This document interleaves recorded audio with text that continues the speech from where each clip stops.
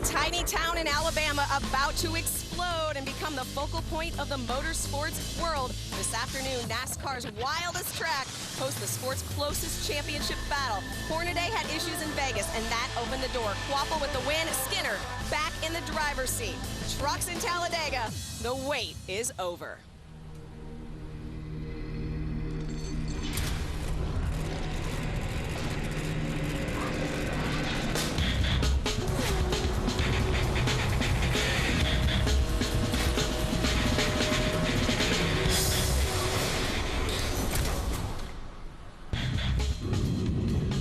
Even if you're a new NASCAR fan, you've heard of Talladega. Will Ferrell turned it into a household name. Drivers turn this track with white knuckles. It's pure adrenaline, and we bottle it for you. Get ready to be set up. And welcome to the setup. I am Krista Voda. What a big sports weekend in Alabama. College football always big. This is my tribute to Bear Bryant, Roll Tide. And of course, to be fair, Auburn, War Eagle. But now let's get serious. We are here to talk racing. And in just a couple of hours, one of the drivers in our field is going to be where I am, actually right behind me in Victory Lane. Let's go down to pit road, our eyes and ears down there on the track. Adam Alexander and Bob Dillner today. Guys, I cannot imagine what the feeling, the mood is down there. Adam, let's start with you. Well, you know, Krista, the one thing about Talladega is the fear of the unknown. It all began here on Thursday afternoon. Travis Quapple, who was quick in the first practice, in final practice wrecked his primary truck, so he had to go to the backup. But maybe that's not a bad thing. The reason, his backup machine, the same one that Mark Martin won from the pole with here a year ago. He also won at Daytona last season in that truck. So Travis Quapple feeling good. The guys who join him in backup trucks, Clay Rogers, Derek Cope, and also Regan Smith. Over now to Bob Dillner. Silly season in full effect in the NASCAR Craftsman Truck Series. David Green out, Jason Leffler in the Red Horse Racing #1. Jason will complete the season for that team with the exception of Atlanta when he has a conflict with his Busch Series schedule. And the audition must have went well for Dennis Setzer at Vegas. He will get the ride in the Bobby Hamilton Racing #18 for the remainder of the year. He starts 23rd here today, 1 week after a big late model stock car win at Martinsville. All right, thanks, Bob. You know, Talladega has enough storylines all by itself, but then throw into the mix that it has the tightest championship battle in all of NASCAR. It's the tightest it's been all year. In fact, right now with 6 to go, it's the tightest it's ever been in the series. Let's bring you up to speed. The trucks were off last week, but 2 weeks ago in the desert of Las Vegas, the championship picture changed dramatically. It is about time here at Las Vegas Motor Speedway. The green flag is out and we're racing.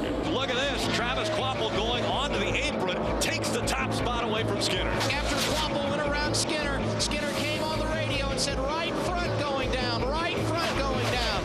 Mike Skinner just in front of Ron Hornaday. Hornaday looking to the inside once again. Don't think for a second that Mike Skinner doesn't know who that is down there on the inside of him. This time it's door to door as they cross the start-finish line. Look at Skinner fall back now as Hornaday has put some distance on Mike Skinner. Oh, no. Ron Hornaday with problems. This is our points leader. He is on pit road. He's got a right front tire that blew, and the caution flag comes out. Yeah, he's going to definitely be out of contention. I would be shocked if he was able to make repairs and keep this truck on the lead lap. Here comes Quapple. Quapple is able to take away the position. John Wood falls to second. Travis Quapple out front once again. Travis Quapple is going to resurrect his career here. Travis Quapple will win his 4th race of the 2007 season.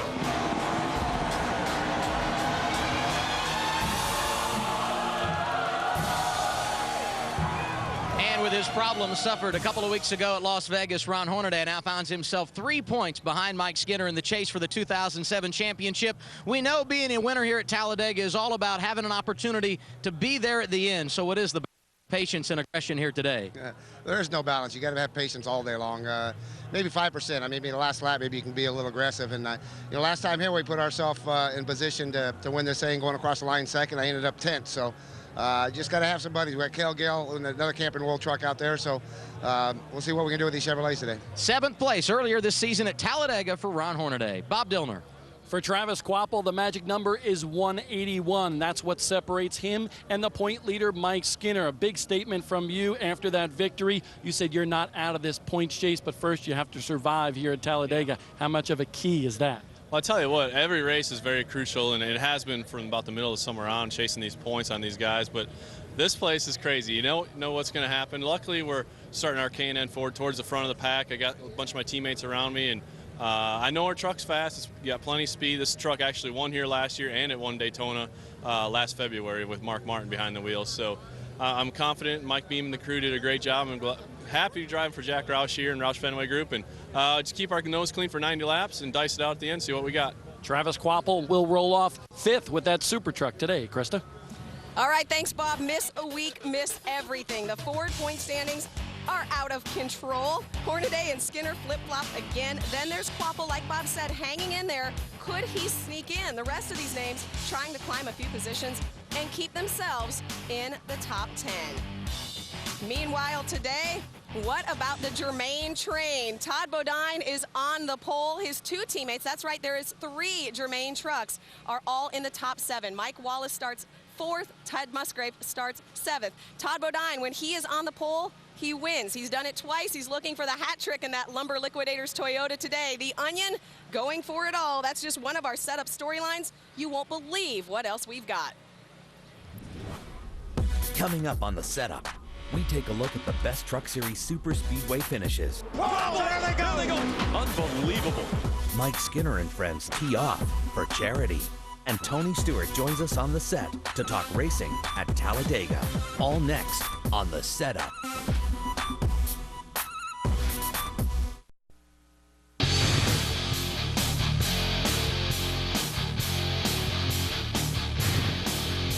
For the second time in his career, Tony Stewart will take the checkered flag at the Brickyard.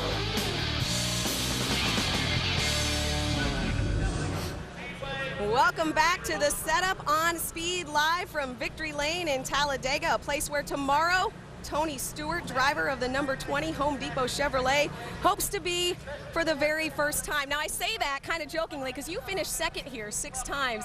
That's impressive to finish here at all. But do you look at it as, man, I got to get that extra spot. I got to get there. Yeah, it's kind of one of those places, you know, Talladega is one of these tracks that we've been so close so many times, but it's like I've told people, it's almost like a win just running in the top 2. Normally to get in the top 2, you've got to work with somebody, and a lot of those second place finishes, Dale Earnhardt Jr.'s won, and we've worked really well as a team here. So, you know, as much as we want to be that guy that goes into victory lane, at the same time, especially now and especially this week, with the chase being as tight as it is, you know, if we can get in the top 2, it's probably going to be a pretty good day for us. Okay, let's throw something else in, the car tomorrow. We've never seen that here at this track. We hear a lot of talk about how it's bigger, it's boxier, the packs are tighter, you can't see. Well, you're in the car, you tell us, how is it? It is bigger, it's boxier, and you can't see, but it's not much different in all reality. I mean, the hardest thing about not being able to see is that with the new rear wing that we have, you can't see through the car to the car in front of you. So guys that are bump drafting in practice, they'll push somebody, but they can't see when to stop pushing somebody. So that's probably the toughest thing that we'll deal with tomorrow. Okay, we've got a lot more with Tony. Tony, you're going to hang out here, but you know, not only was it a whole new Talladega for the Cup drivers and their teams this year, of course, last year it was a whole new deal entirely for the truck field. You know, they've raced at Daytona 8 times, but had never raced here until last year. And no matter what, when you're in the draft, there's a case of chills.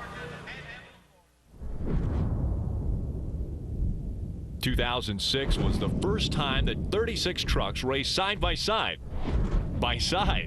But before the trucks ever completed a lap on the high banks of Talladega, they had to prove themselves at Daytona. First time we went to Daytona, that was incredible. At over 187 miles an hour, door to door. I went in the Truck Series at the time, and they said they were going to Daytona, and I thought NASCAR was nuts. Whoa! Oh, look out! We got trouble. This is going to hurt.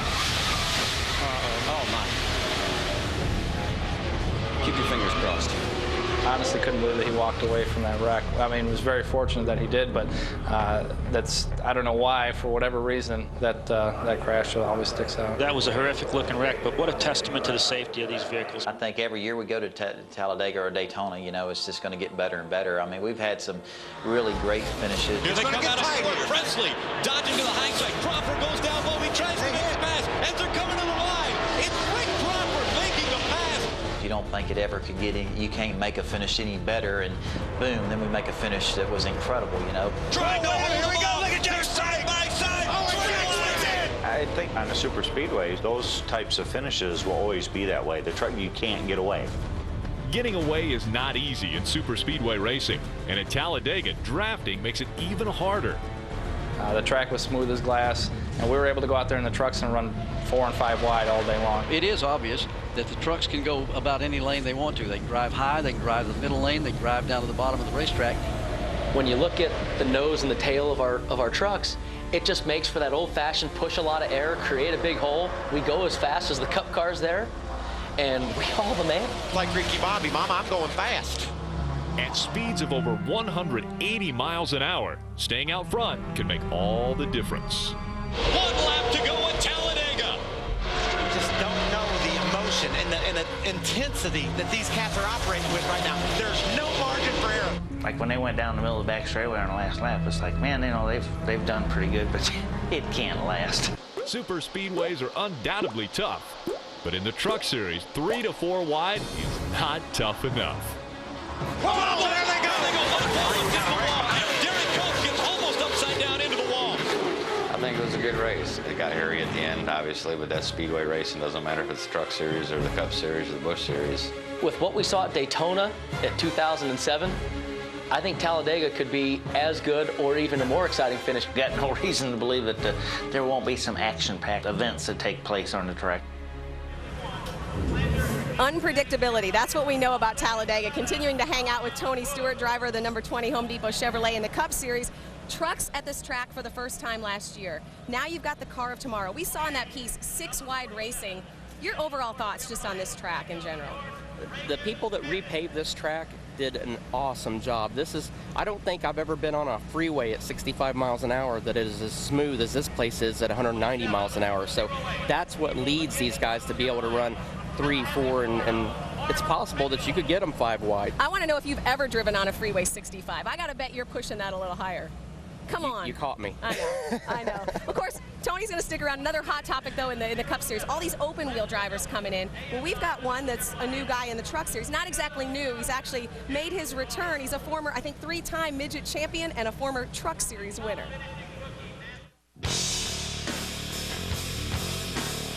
Jason Leffler crosses the start-finish line.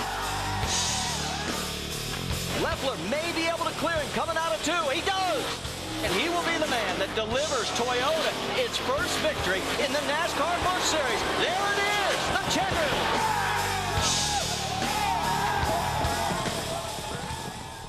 40 career truck starts for this guy, Jason Leffler. 25 those resulting in top 10 finishes. But your first since 2004. A lot has changed. You start 9th today. What's the biggest challenge you face? Well, I just making sure you're at the front when the checkered flag comes down. You know, the Red Horse Toyota Tundra is really good. You got to thank Tom DeLose and Jeff Hammond and everybody on the race team. They provided me a good truck, and I've been real fortunate over the years when I have run in the Truck Series to race good equipment, and nothing's changed today. So here to have a lot of fun. There's going to be a lot of beating and banging and a lot of movement front and back, and looking forward to it for sure. His one career win came at Dover a few years ago. Bob Dillner. Talladega is exciting, and you know what? This guy's middle name should be Mr. Excitement. Sorry, Jimmy Spencer, because he's always exciting to watch, and especially today coming from the 29th starting spot. Is that excitement or nerve-wracking, Kyle Busch? A little bit of both. You know, I'm excited about our Flanders Beef Patty Chevrolet. It should be pretty good here in the draft, but, you know, it wasn't good by itself, sort of the same as our Cup stuff. But, you know, overall it's Talladega. You know, you can win this thing in 5 laps to go, coming from the end, you know, 5 laps in the end. But, you know, I don't think it's really worth doing anything here throughout most of the day. Really, it's just it's about survival and just trying to get down to the end of the race. And a lot of these guys, you know, should just ride around. I mean, if you're running 35th, just run 35th. You know, there's no point. You're not going to go a lap down or anything like that unless your truck will not keep up with the draft. So hopefully for us, we can just mind our own business for a while. And if they're going 3, 4, 5 wide, we don't want any part of that. Kyle Busch still has not won a race in the Craftsman Truck Series this year. And Krista, he told me yesterday he wants one real bad. I bet he does, Bob. Thank you very much. And, hey, I want to go back real quick to Jason Leffler. You're buddies with him. What do you think of that haircut? I think Jason's still trying to figure out how he can make himself taller. Oh, okay, so. That's what it is. He's gone from the faux hawk to the mohawk. Right. Tony's going to stick around, but, you know, I kind of like Jason's hair. It's kind of, he matches his truck, kind of like an extra splitter, if you will. Good to see Jason Leffler back, and get ready, folks, for some hair-raising horsepower here at Talladega.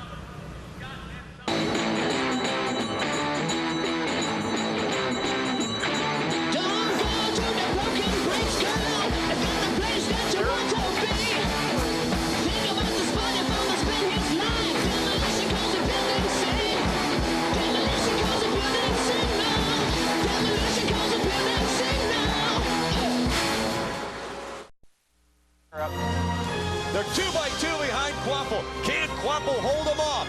Wapple with an extremely strong truck. He will see the checkered flag. Here we go. Look at Jack side by side. Oh, and Jack Sprague. Jack Sprague will win at Daytona.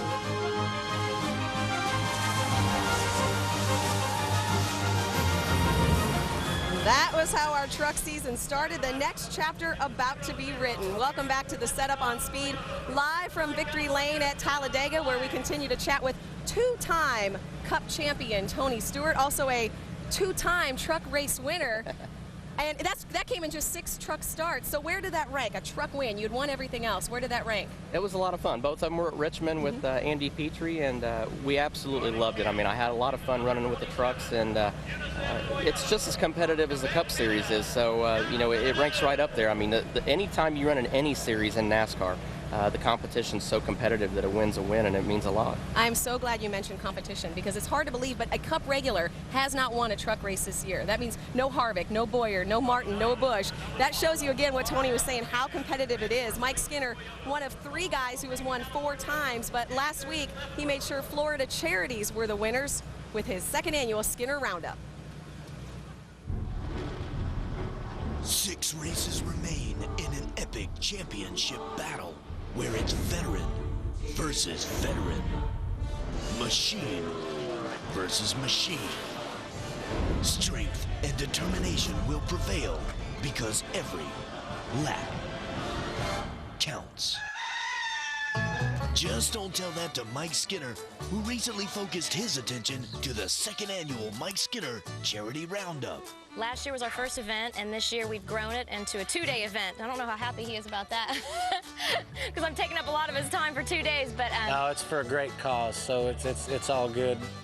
We've got Second Chance Animal Rescue, the Greyhound Pets of America, the Safe Kids Coalition for our hospital here in Halifax, and also the who am I leaving out? Who am I leaving out? Council on Aging, Meals on Wheels. Aging, Meals on Wheels, absolutely. Leaving his good years at the track, Mike showed off a different set of driving skills at the event's celebrity golf tournament. Look at that form back there. Club Ice gets it done. That's good form right there. Just hit that club every shot. Every shot? Every shot. Even when I'm putting, I'm going to use this sucker. Use that club. You know, I get an awful lot of credit for all the work that Angie and all her board and the staff do. I mean, we're right in the middle of a points championship battle and trying to keep separated the career stuff with charity stuff. Well, you know what? Whether we win or whether we don't win, we are just so blessed. And when we come up with something that's a great cause for our local community here, we try to be involved with it. And the money for charity added up in Daytona last week. Mike Skinner hoping the points add up today here at Talladega. You start in the 8th position. How much anxiety racing at Talladega is the point leader, Mike? You know, it's just like going to Bristol. They're so different but so the same. You just got to not get caught up in something and don't create something yourself. So it's a little bit frustrating, but I'm just as cool as I've ever been here. Got a little better starting spot than we did last year, which don't really mean much at Talladega, but I'm just looking forward to it. I'm just going to go have fun. A 3-point lead over Ron Hornaday entering this afternoon's event. Bob? Mike Bliss, one of those outlaws coming into this race, just going for broke today, going for the win, but you have to do it from the back of the pack. How is that going to be, Mike? You know, these trucks, they suck up so good. Our truck's pretty fast, so it sucked up real good. It's going to be fun. You know, I'm just going to have a good time, not worry about anything, but just having a good time and running hard. Mike Bliss, a former Craftsman Truck Series champion, had some engine difficulties in practice here, and that's why he's going to the back of the pack, guys. All right, thanks a lot, Bob. Tony, we know we're going to have a wild race here. I mean, there's no question. Do you have a prediction? Who do you think is going to win this thing? That's the hard thing about places like Talladega and Daytona. You can't predict who's going to win. It's like Kyle Busch said, you're going to see guys that are going to go to the front, they're going to go to the back, and they may be in the top 5 in one lap and be around 20th the next lap. So that's how much things can cycle around. It's just going to be, it's kind of like a 190-mile-an-hour chess match, and you hope you're a better chess player than you are a checkers player. That's a good point. Very good point. You know what all the truck fans want to know? Are we going to see you back in a truck anytime? Would you like to be back in a truck race? I would love to. We just haven't had much of an opportunity to run a truck this year, but like I said, we had a lot of fun doing it. We ran for Andy Petrie, and had a good time there and ran for Morgan Dollar a couple times. So had a lot of fun in the truck series. And I've got to say one thing. You look like you got the Bear Bryant look going on today with the hat. Bingo. That's what I'm going for. Thank you. I was pretty proud of you today going for that. So localize it to Alabama. Thank you very much. Yeah. But you know what? We were fair to Auburn too. We did War Eagle and we did Roll Tide. So we've kind of got all bases covered. I'm sticking to one side of that. Okay. Thank you for noticing and thank you for coming on. You're welcome here on the setup anytime. Thanks, guys. We appreciate it. All right. Smoke starts 11th tomorrow. Very good qualifying run for Tony Stewart. And speaking of smoke, that is something you have here at Talladega. The campfire, always on. There's a party going on in the infield right now. They cannot wait for the truck race. We're getting closer when we come back.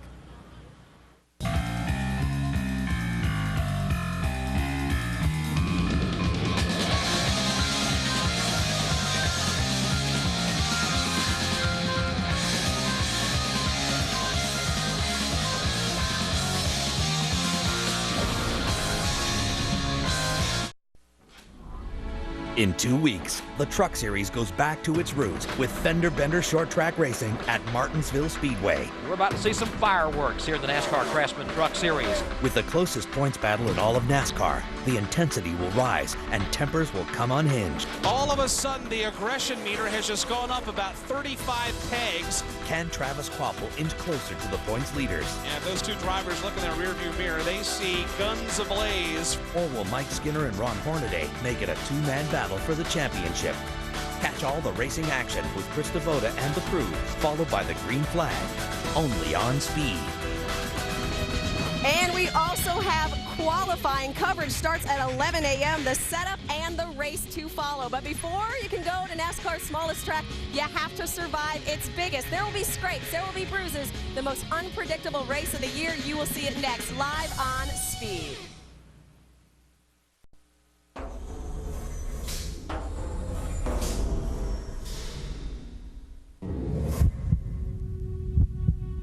The speed here is breathtaking. The moves we're about to see are simply mind-blowing.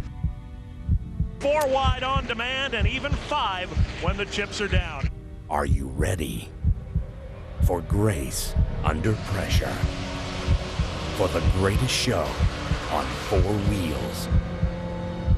For trucks around Talladega Superspeedway. Everybody says this could be the most exciting truck race of the entire year. It took him exactly 1 corner to get 3 wide. A huge back of trucks come thundering down the back straightaway in Talladega.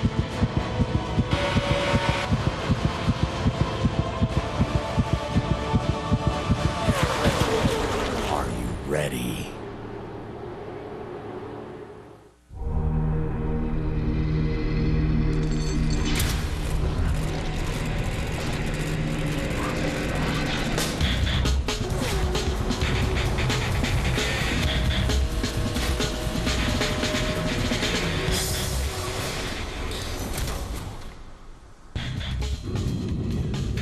It's the biggest racetrack in NASCAR, and the biggest show of the weekend is about to take place. Welcome to the NASCAR Craftsman Truck Series Mountain Dew 250.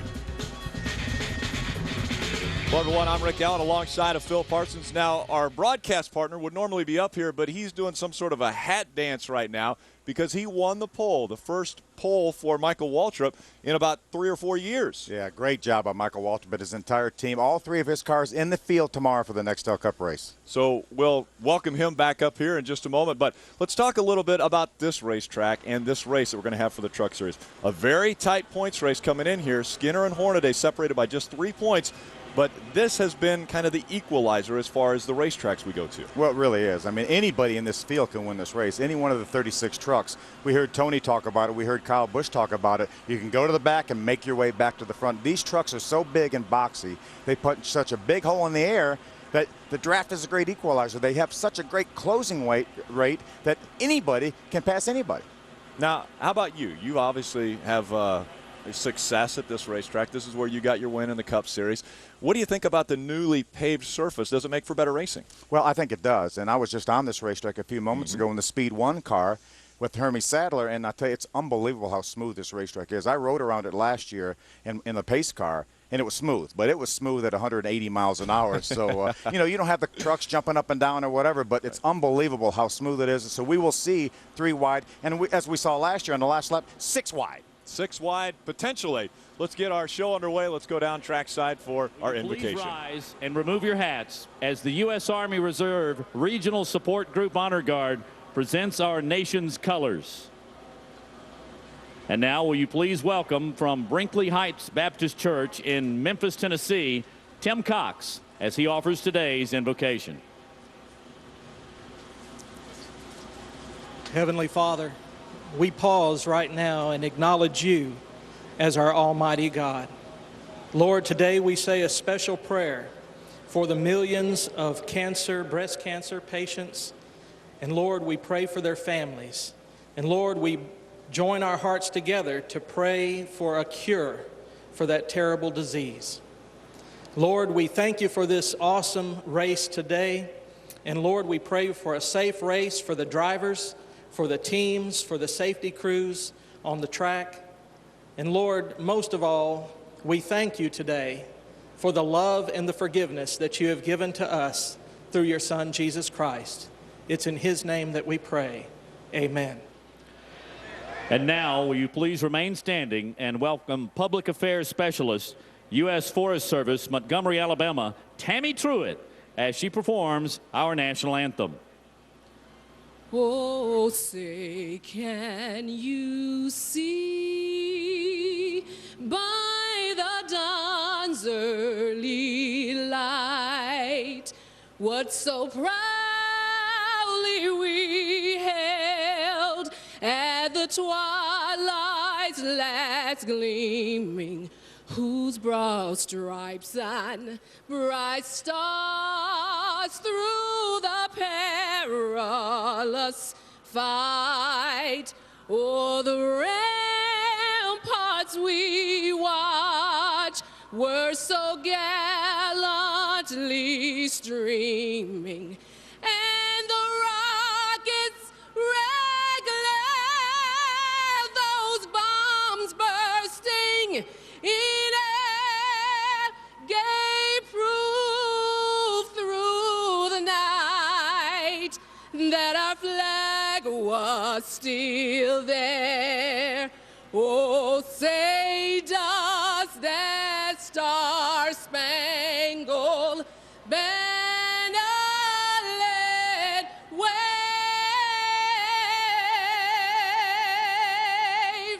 o'er the land of the free and the home of the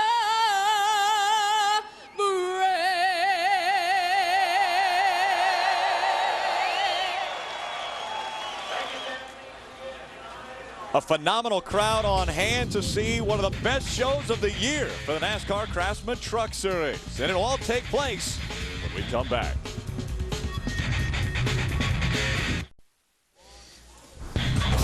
The NASCAR Craftsman Truck Series on Speed is brought to you by the Ford F-150, built Ford tough. By the official tools of NASCAR, Craftsman, and by Fastenal. We get it right. Welcome back. A cloudy, overcast day at Talladega, Alabama, and the Talladega Superspeedway. Take a look at our temperature, 85 degrees, partly cloudy, just a slight breeze. Should be great conditions for racing today here at Talladega. And we're going to take a look at our Ford point standings, and I will introduce the pole sitter for tomorrow's race. Michael Waltrip now joining us up here as we look at our very tight points battle here without a chase. This is great. You know, when you've got two guys like Hornaday and Skinner, they're both champions. They've raced for these titles before. They know the significance of getting that trophy, that championship trophy. And look at them, 3 points apart. I bet you they can't hardly breathe right now starting this race at Talladega. Las Vegas, we said Travis Kvapil was going to have to make something happen to play his way back into this race, and that he did. Oh, he was fantastic out there. I love the way he ran that race. It was out of the question. He looked good early, then it looked like he was going to lose it. and he won at the end. That was Vegas. That's where you win at, by the way. Let's take a look at our track description here and have a couple race winners talk about it. Well, Phil, I know you've raced here 100 times. You've won here. But when they repaved it, it made it a different place. You would not believe what it feels like to go around this place. I was out there right after qualifying in the Speed 1 car. I rode around it last year in a pace car at 60, 70 miles an hour, and it was smooth, but it's wicked smooth at 180 miles an hour. We were fortunate enough to win this pole a minute ago, and when I took my second lap, I concentrated so hard, Phil, and I know I didn't have anything to do with it, but I'm not turning the steering wheel. I just tried to. I felt like a surgeon. I was in there just looking at anything I could do not to move, and we were fast enough to get the pole, but that's a lot of work by the guys to get you a pole here at Talladega. A Restore Race Analysis, just under $1 million, $780,000 the purse. Pit window, 35 to 40 laps. And again, this is a big racetrack. What you want to do is you'll back that up, Rick. I'm pretty sure these guys are going to want track position, so once they get within that window near the end of the race, they'll go ahead and stop, won't come back to pit road after that. Yeah, put their tires on then and say, driver, it's up to you. A big party here at Talladega Superspeedway whenever the NASCAR Craftsman Truck Series comes. Obviously our second showing here, and to get this race underway, let's go back trackside for today's command. Race fans, it's time for the most famous words in motorsports. Here to give that command is Vice President of Sports, Media, and Interactive Marketing, Pepsi-Cola North America, Ralph Santana. Gentlemen, start your engines!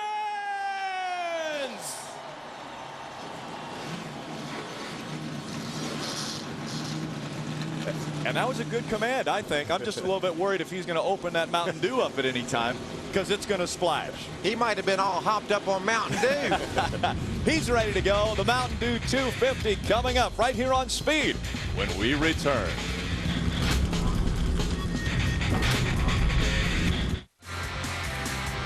Trucks just beginning to roll off of pit road and onto this 2.66 mile super speedway we call Talladega Superspeedway. Our starting grid today will roll across the bottom of the screen. On the pole for his second pole of 2007 is Todd Bodine. Jack Sprague with an impressive qualifying run will start on his outside. That will continue to roll across the bottom as we will shine a spotlight on a few different drivers. And we'll start with Bob Dillner. He's got his spotlight on Derek Cope. And Derek Cope has nearly 30 NASCAR starts here at Talladega. He'll start 35th today, but he's had some big time trouble here this weekend. He was involved in a practice wreck and did not qualify that truck, but this team worked endless hours to repair and smooth this truck so it could run here today. They call it now the golf ball, and that's because it still has some dents and divots on it, but they tell me a golf ball is lightning fast, and this truck will be fast here today. Derek Cope plans to come to the front. Adam? Jacques Villeneuve made his NASCAR debut 2 weeks ago, Bob, at the Las Vegas Motor Speedway. He got beat up a little bit, but he finished 21st. Not bad for a guy who's experienced all other kinds of racing. He's a former Indy 500 winner and F1 champ. He's done it all, but never has he raced for real in the draft at Talladega. His eyes will be open today, and all the eyes of NASCAR will be watching. He starts 10th here this afternoon. Phil? Adam, I want to take a look at the number 03 of Mike Wallace. He's driving the Southeastern Toyota dealers Toyota for Germain Racing. Germain's third truck in this field. When you come to a restrictor plate racetrack, when drafting is key, you want a guy like Mike Wallace in your truck or your car. He will be running the Nextel Cup race tomorrow. He's won in the Truck Series at Daytona. He's won in the Busch Series at Daytona, and he wants to put a win at Talladega in his resume. Mikey. And you got to think it's coming. That guy can draft better than anybody I've ever seen. Look at this guy, Dennis Setzer. Got him a new ride a couple weeks ago. Responded with a great run out in Vegas. He's going to drive this truck for the rest of the year, Phil. And, you know, that'll give that man the confidence he needs to get a win, I think, before this year's over. It could come today. We're going to ride along with a few different drivers, one of those being Rowdy Busch. Kyle Busch will be starting in the number 51 Chevrolet. He starts in the 29th position. We'll ride along with him and watch the excitement from his windshield and cockpit. We're also going to ride along in that Fastenal Dodge with Dennis Setzer.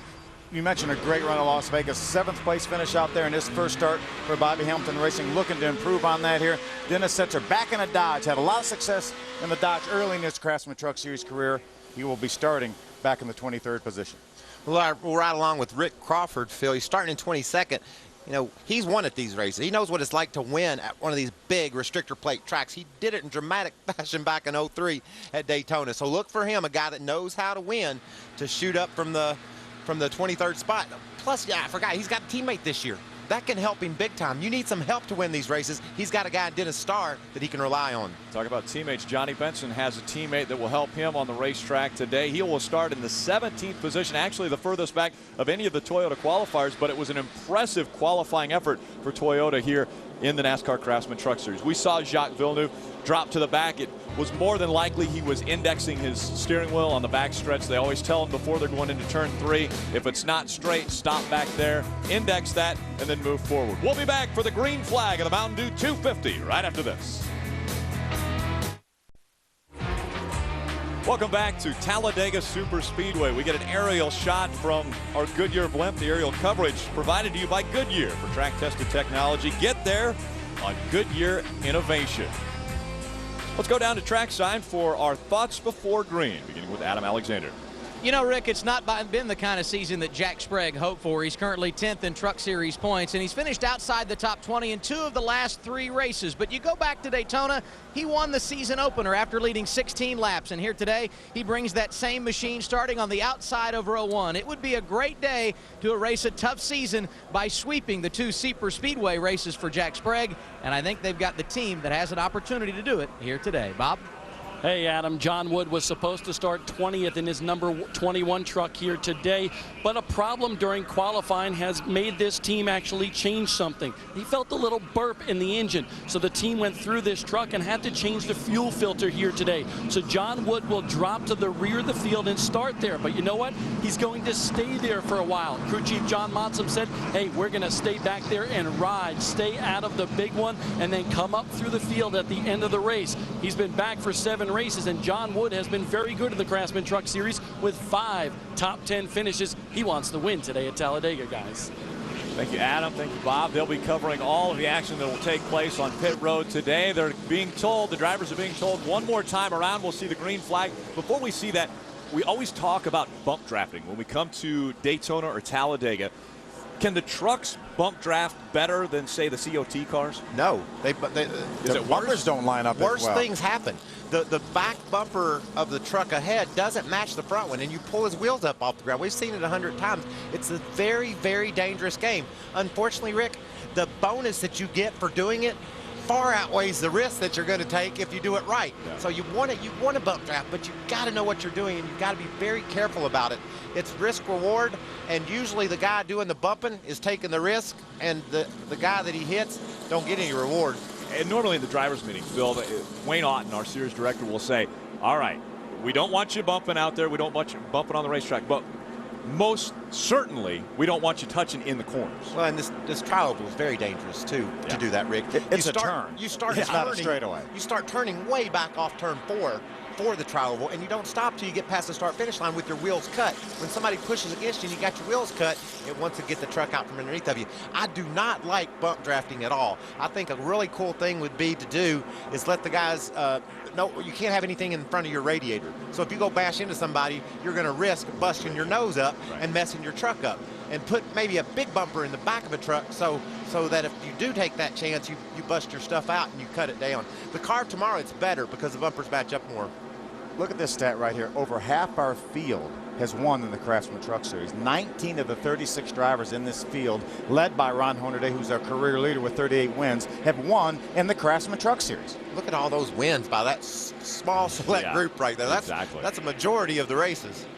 A lot of short track wins also in that number that you see there. The field coming through 3 and 4 now, and this is when everyone will be right up on the steering wheel. The green flag about to fly. My entire career, when we got our schedule early in the year or late in the year before, whatever, I always looked to see when Talladega was, because I always loved coming here because I wanted to go fast. My whole life I wanted to go fast, and I know you've had a lot of success here, Michael, and I just love coming to this racetrack. We're like Ricky Bobby, you know, we just want to go fast. That made famous right here at this racetrack, Talladega Superspeedway. Again, it's Todd Bodine and Jack Sprague, your front row as they come through the Tri-Oval. This is a unique racetrack in the fact that the Tri-Oval does not have the start-finish line. It is past the Tri-Oval when they will see the green flag. They're coming through that tri-oval, and now they see the green flag, and we're underway at Talladega Superspeedway. Great start for Todd Bodine. As the pole sitter, you really, really want to get a jump on that guy on the outside and get up in line. If you get hung beside someone, you'll lose all kinds of positions down the back straightaway. Sometimes you want to do it so bad you jump the start. I think the 10 truck did just that, Rick. 10 truck, David Starr got a black flag from NASCAR because he tried to pass before the start. What happened? Looked like there was some bump drafting going on. It looked like the 99 of Eric Darnell got a little bit loose. We weren't even in high gear good yet, Phil. They've already tried to wreck each other. Half a lap, guys, and we're 4 wide already down the backstretch. And you know, this makes no sense to me, Rick. These guys all know that this race is some 90 laps long. Phil, they could just chill for about 50 laps. No, wait a minute. You're a race car driver. You telling me you can chill? Well, that's why he's had success here, because he knows how to get to the end of these type of races. 3 wide through the tri-oval now.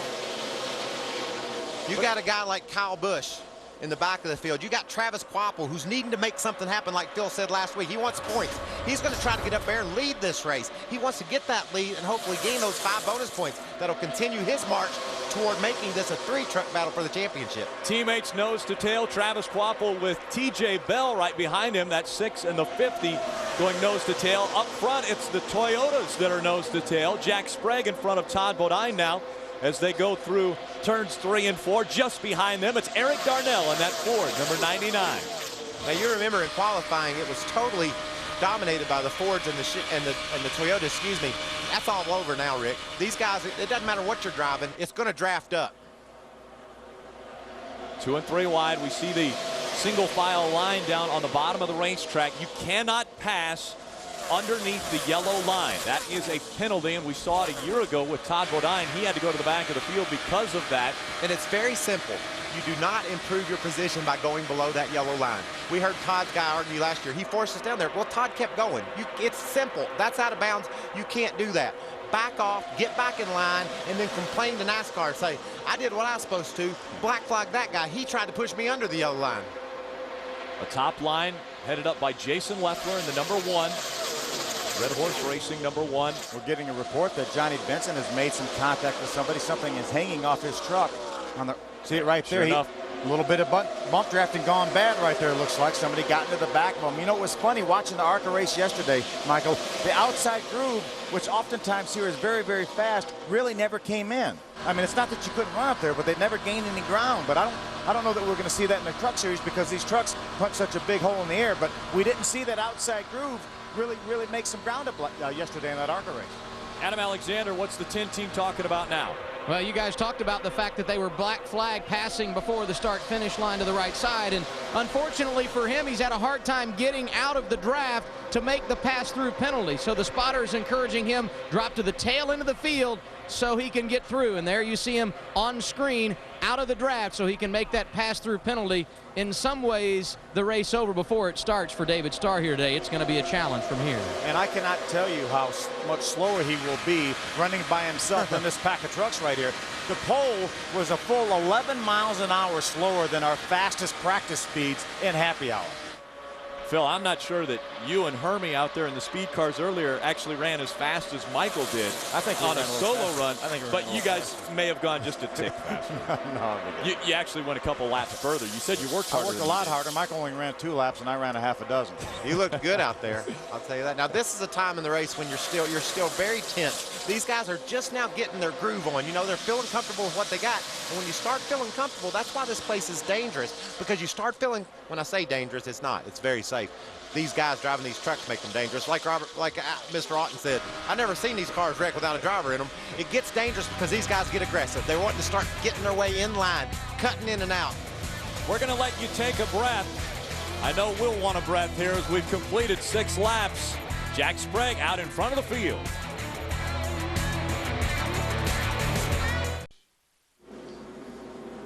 First caution of the day has come out here at Talladega Superspeedway. It was 2 trucks that got together. The 4 of Mike Bliss looked as though he cut a tire, and we talked earlier about we saw smoke out of that 4, and as he was moving up the racetrack very hard towards the wall, he caught Jason White just on the front end. Let's take another look, Phil. Yeah, more than likely he had made contact with somebody or had a tire rub of some sort. Watch top of your screen there. just took off to the right here, and that truck doesn't do that unless something breaks or a tire goes down. And poor Jason White in the gunbroker.com Dodge had absolutely nowhere to go. We've got 3 Dodges in the field, and 2 of them are taken out in this one accident. There's another view. You see the sparks and everything. That tire is already down, and Mike Bliss takes a hard turn to the wall. That's why, as a race car driver, that's what you deal with. Jason's out there minding his own business, running along, but you know that disaster is lurking straight ahead. And in this case, he didn't know it was going to come out of left field and knock him into the wall. But darn, you've seen this happen before. You got to be prepared and ready for it. Yeah, but nothing he could do about that. It doesn't matter how prepared he would have been. He was not going to avoid that accident. He did. It's unavoidable accidents. You get in those every now and then. Watch how fast this truck goes to the right.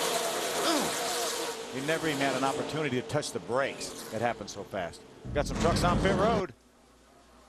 As they're pulling the 4 of Mike Bliss back behind the wall on pit road. Bob Dillner. Well, Kyle Busch has been reporting that his water temperature is up to 251 degrees, so they just wanted to come down pit road and pull some tape off that grill, Adam.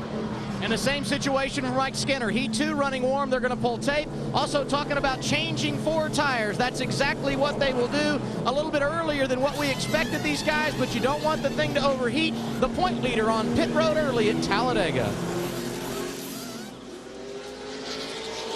Trucks racing off of pit road. We'll reset where they will start when we restart from Talladega Superspeedway. We'll be right back with more Superspeedway racing.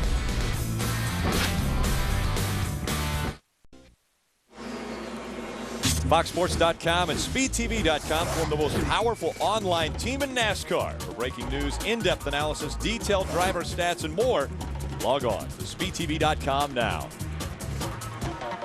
Still under our first caution. Take a look. Jason White being towed back in. It was the 4 of Mike Bliss with the hard right-hand turn up into the wall. 2 trucks out of this race early on.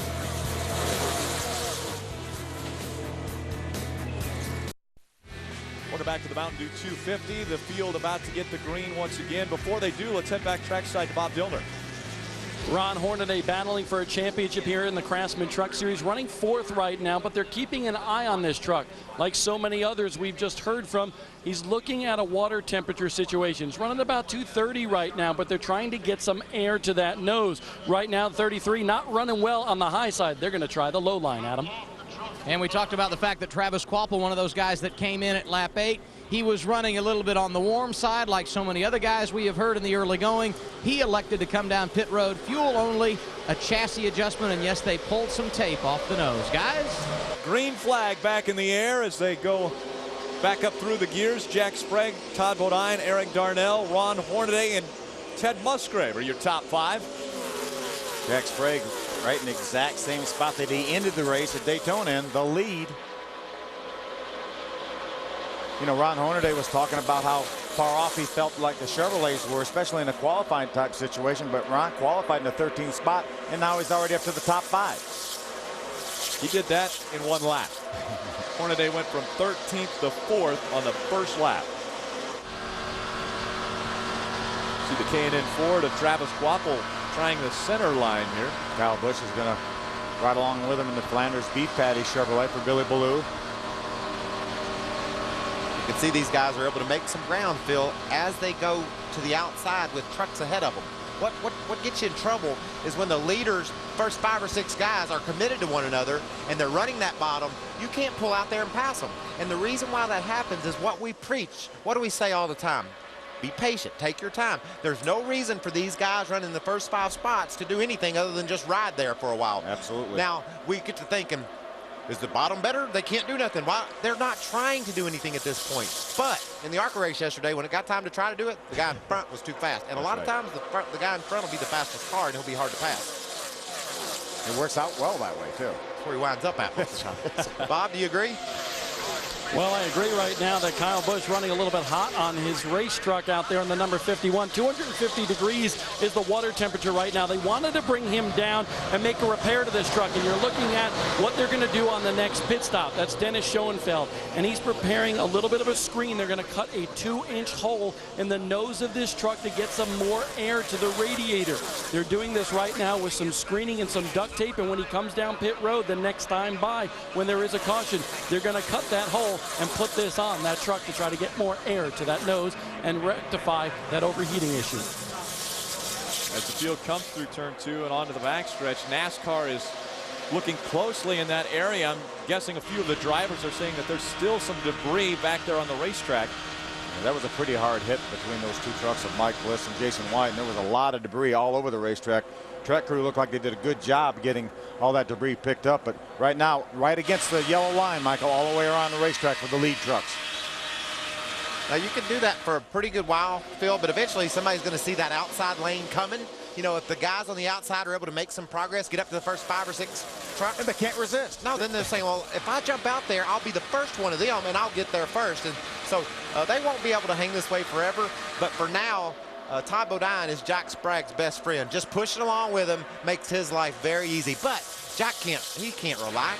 He's sitting there thinking, hey, when's he going to pull out? I know he's going to. He's watching the mirror every second to look to see when that 30 truck ducks his nose out to the outside. That's my question for you two. Michael is so good at super speedway racetracks where there's drafting involved. Phil, you've won at this racetrack. What is it that you see, or what is it that you feel that you just know, okay, I got to get in that other line now? You have to have a car or truck that you can forget about driving it. It has to handle so well that you can you aim it and then you look in the mirror. And if you see them getting a run on one side or the other, you adjust to that. You don't cut someone off to get them from taking your place. You cut them off so that they'll push you forward. You want to get in the line that's going the fastest, so you just have to constantly keep your eyeballs in the mirror. So you're mirror driving here at Talladega Superspeedway, but obviously going 190 to 195 miles an hour. You probably better look forward every now and then. That's what they call flying looking back. That's what you do here. It's still Jack Sprague in front of Todd Bodine, Eric Darnell, Ron Hornaday, and Ted Musgrave. Speed is at Talladega with the NASCAR Craftsman Truck Series. Pit stops underway. We're under caution. A 2-tire stop for Ron Hornaday and fuel. No adjustments, but they are keeping track of that overheating issue for the 33 truck. Adam? Fuel only for Todd Bodine. Pull some tape off the grill to help the water temperature for Jack Sprague. Right side tires. He said no adjustments. This thing is perfect. Pit strategy early on as Todd Bodine first off of pit road. Jack Sprague follows him. Then it's Mike Skinner. And it looked like Rick Crawford coming out in fourth. Yeah, we had 3 trucks stay on the racetrack that time, led by the 09 of Joey Clanton. Watch this here. Watch. Wasn't expecting a 2-tire stop, and look at the NASCAR official. Whoa, gotta go. Oh, that was nice. Ron stopped and checked on him. Usually people knock someone down and they're like, when they get on the track, they say, is he okay? I hope he's okay. So 2 tires, some just for fuel. Pit strategy early on at Talladega Superspeedway. No one covers NASCAR like NASCAR on Speed. Friday, tune in all weekend long as we deliver live coverage from Charlotte.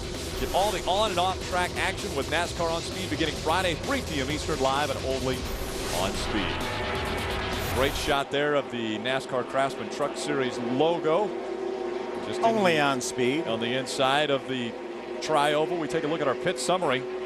Jack Sprague came in first, out third. Again, you mentioned truck stayed on the racetrack. Yeah, we had 3 trucks stay on the racetrack. The 09 of Joey Clanton, the 07 of Tim Sauter, and the 71 of Brian Silas. Joey Clanton and the 71 of Brian Silas both have subsequently come in the pits. So Tim Sauter will actually restart this race up front here as we get ready to restart. And field coming through the tri-oval again. The start-finish line just past the tri-oval, closer to turn number 1. Out in front of the field, Todd Bodine, Jack Sprague, and Mike Skinner all coming up to speed.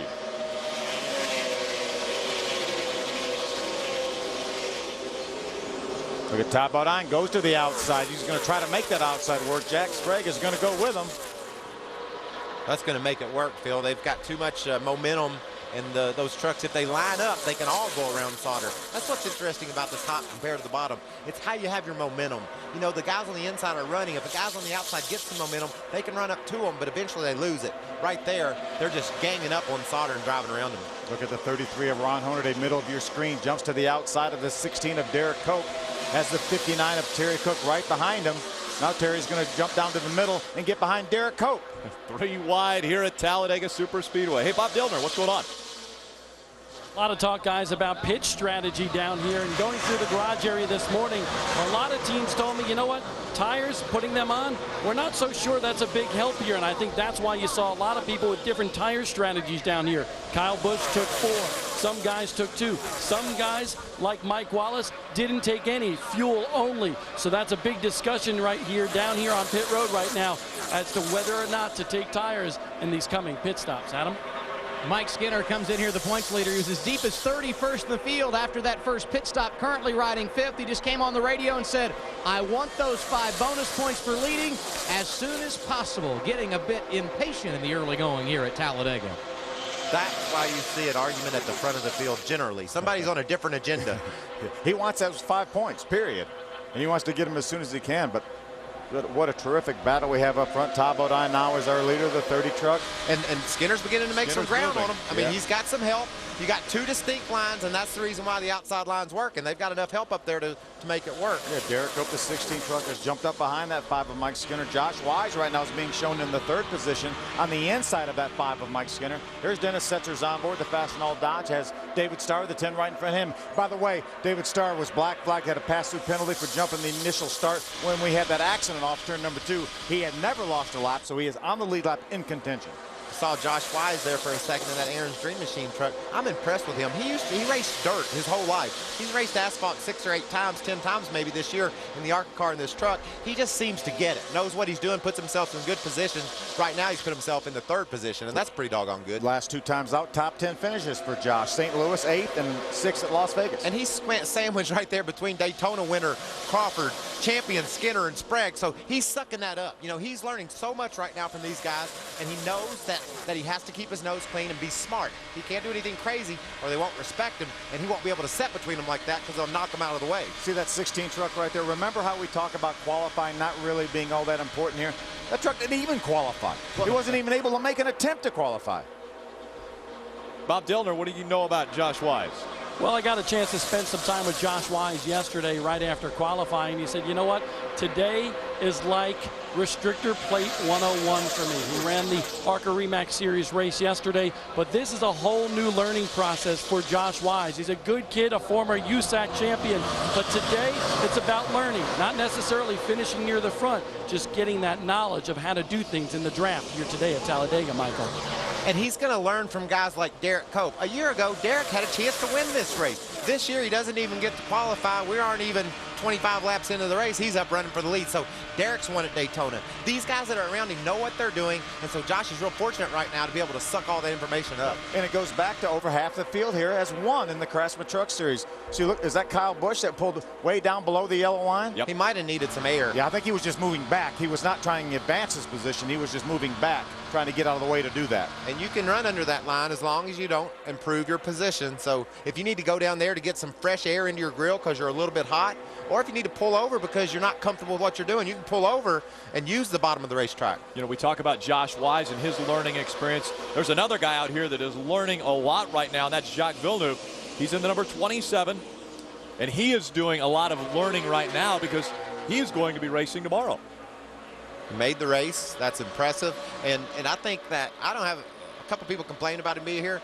I don't have a problem with that dude here. He knows how to race. I mean, this is a different deal, but he's smart enough to figure it out really quickly, I promise you. I mean, Indy 500, he runs 230 miles an hour at California, Michigan Speedway, Formula One world champion. I think he's more than qualified to race here at Talladega. And that's another thing I've heard out of the garage area over there that you can't see out of the COT. Well, I'd like to remind everyone, you couldn't see out of the other one either. You get those cars all so close together, you can't see through them. You know, it's just part of it. Bob Dillner. Well, Jacques Villeneuve struggling with that truck right now. Before that pit stop, it was really, really loose.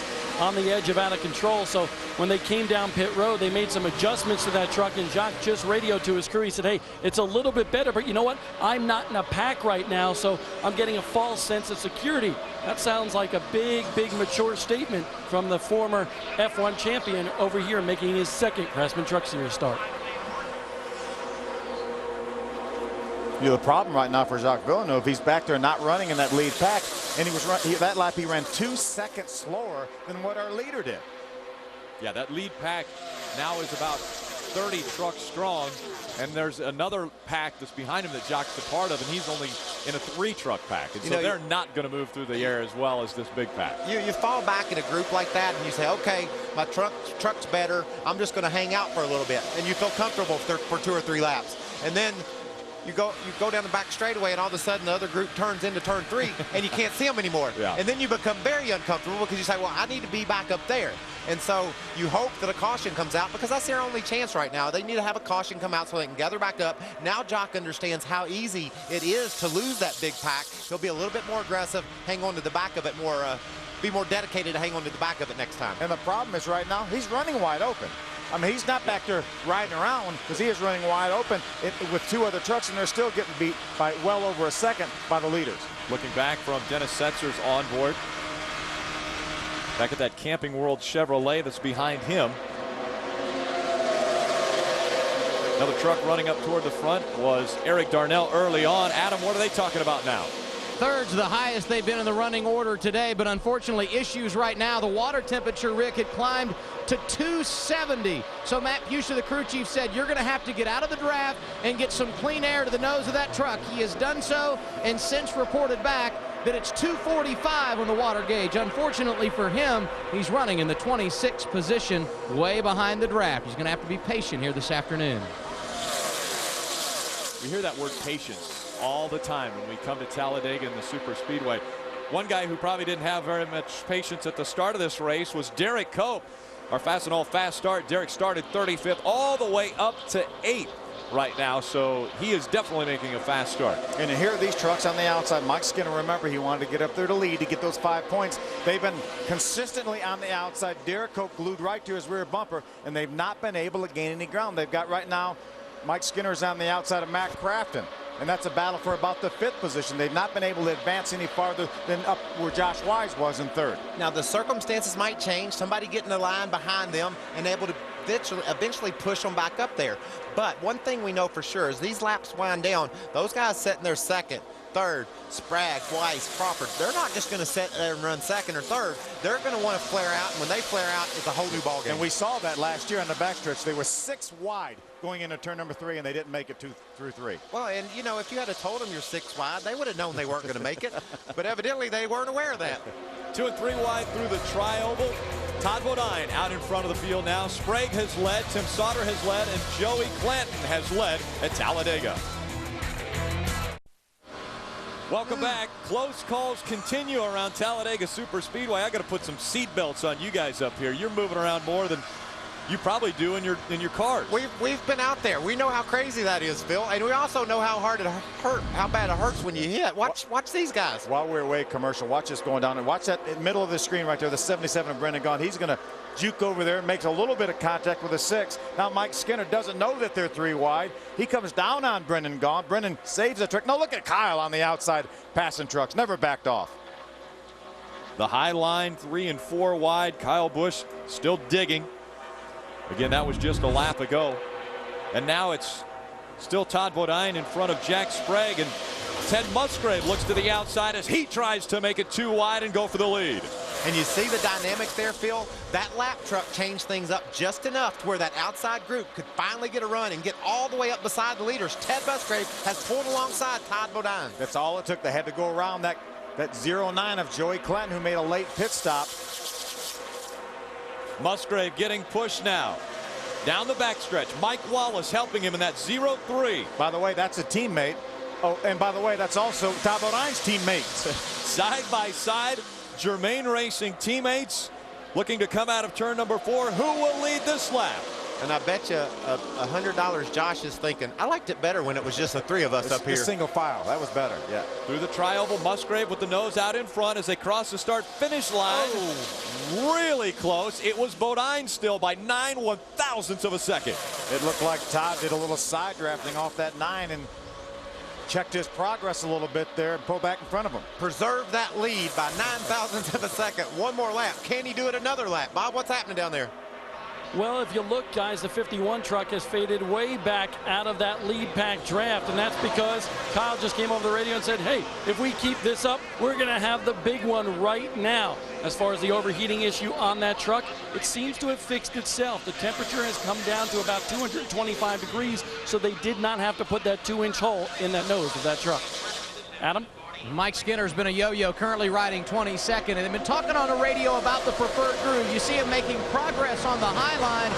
His spotter reminded him moments ago, though, the high line was not the place to be in practice here on Thursday. We'll see if that changes as the afternoon continues here today. Now, did you notice how much more aggressive they got that time when they got up there almost to the lead, started side drafting, running into one another? That's only going to get worse. That will intensify over the next 50 laps to a point where you won't believe it. We see this a lot in the NASCAR Craftsman Truck Series. It's not just here at the Super Speedway. We see a lot of side-by-side, door-to-door racing. It's week in and week out. We have great racing here in the Craftsman Truck Series.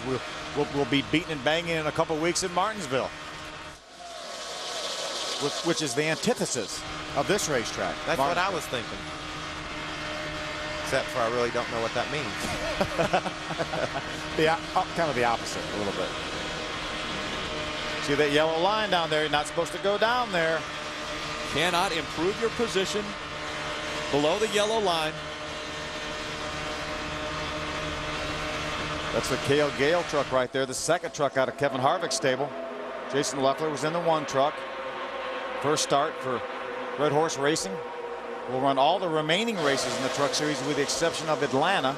Now, NASCAR will be watching closely our footage here on Speed. You know, they want to see what we see, and they want to see every angle of this track that they can. So if somebody slips under that line and does improve their position, they'll turn to the cameras and see if that was indeed warranted a penalty. So not only are we providing here at Speed entertainment for the folks at home, we're also a tool that NASCAR will use in order to make decisions as the race goes forward. It's almost our version of instant replay. Exactly. For our sport. Again, they are nose to tail on the inside. Ted Musgrave has dropped all the way back to 7th now. You know, and just a couple laps ago, he had gotten that group all the way up to 1st. We talked about them passing, lapping a truck. It gave them the ability to, you know, to get up there. And then they got it all smoothed back out. And that bottom line proved again, all things considered, it's the place to be. It's the shortest way around the racetrack. And right now they're not getting that extra push on the outside to allow them to move up towards the front. You see right there, Ted Musgrave now is side by side with the 8 of Chad McCumbee. You know, these guys might consider just, you see them, they're side drafting. They're tucked right in there on it. But if I'm out there running along and I can't make any progress by being down there crowding them on the inside, I might try to get these guys behind me in line to say, let's swing out by the wall, get away from them, run a longer way around the track, but don't use that side air and see what happens. It'd be worth a try. It's not working the way they're doing it. But as soon as you say, yeah, I'll do that, and you somebody's going to go in the middle. Then they'll go in the middle, and then you lost all your ground. But that's why I like the drivers right now. They're trying to find out what will work. What do we do? How do we make this top side better than the bottom? One driver trying to figure it out is that 33 of Ron Hornaday. What's going on with him, Bob? Well, right now he's trying to get to the top side because he wants to get some air to that nose of the truck. But Ron is also saying, hey, guys, this is absolutely crazy out here. We are going to wreck if we keep on running like this. He's in the middle of a championship battle, guys. Phil Parsons, Michael Waltrip, are you nervous if you're inside that truck running here 2 and 3 wide when it's getting nutty out there? It's really scary, Bob, when Ron Hornaday says it looks really crazy out there. No kidding. Because Ron Hornaday is a very, very aggressive driver. We've seen that year after year after year in this Craftsman Truck Series, the Busch Series. So when he says they're crazy out there, you know they are. Again, that line on the inside, we haven't seen the outside line be able to successfully take over the lead. Ted Musgrave came oh so close, but he wasn't able to make the pass. Again, right now we're just trying to log laps. If we're those first 5 or 6 trucks, it's working down on the bottom, they're happy.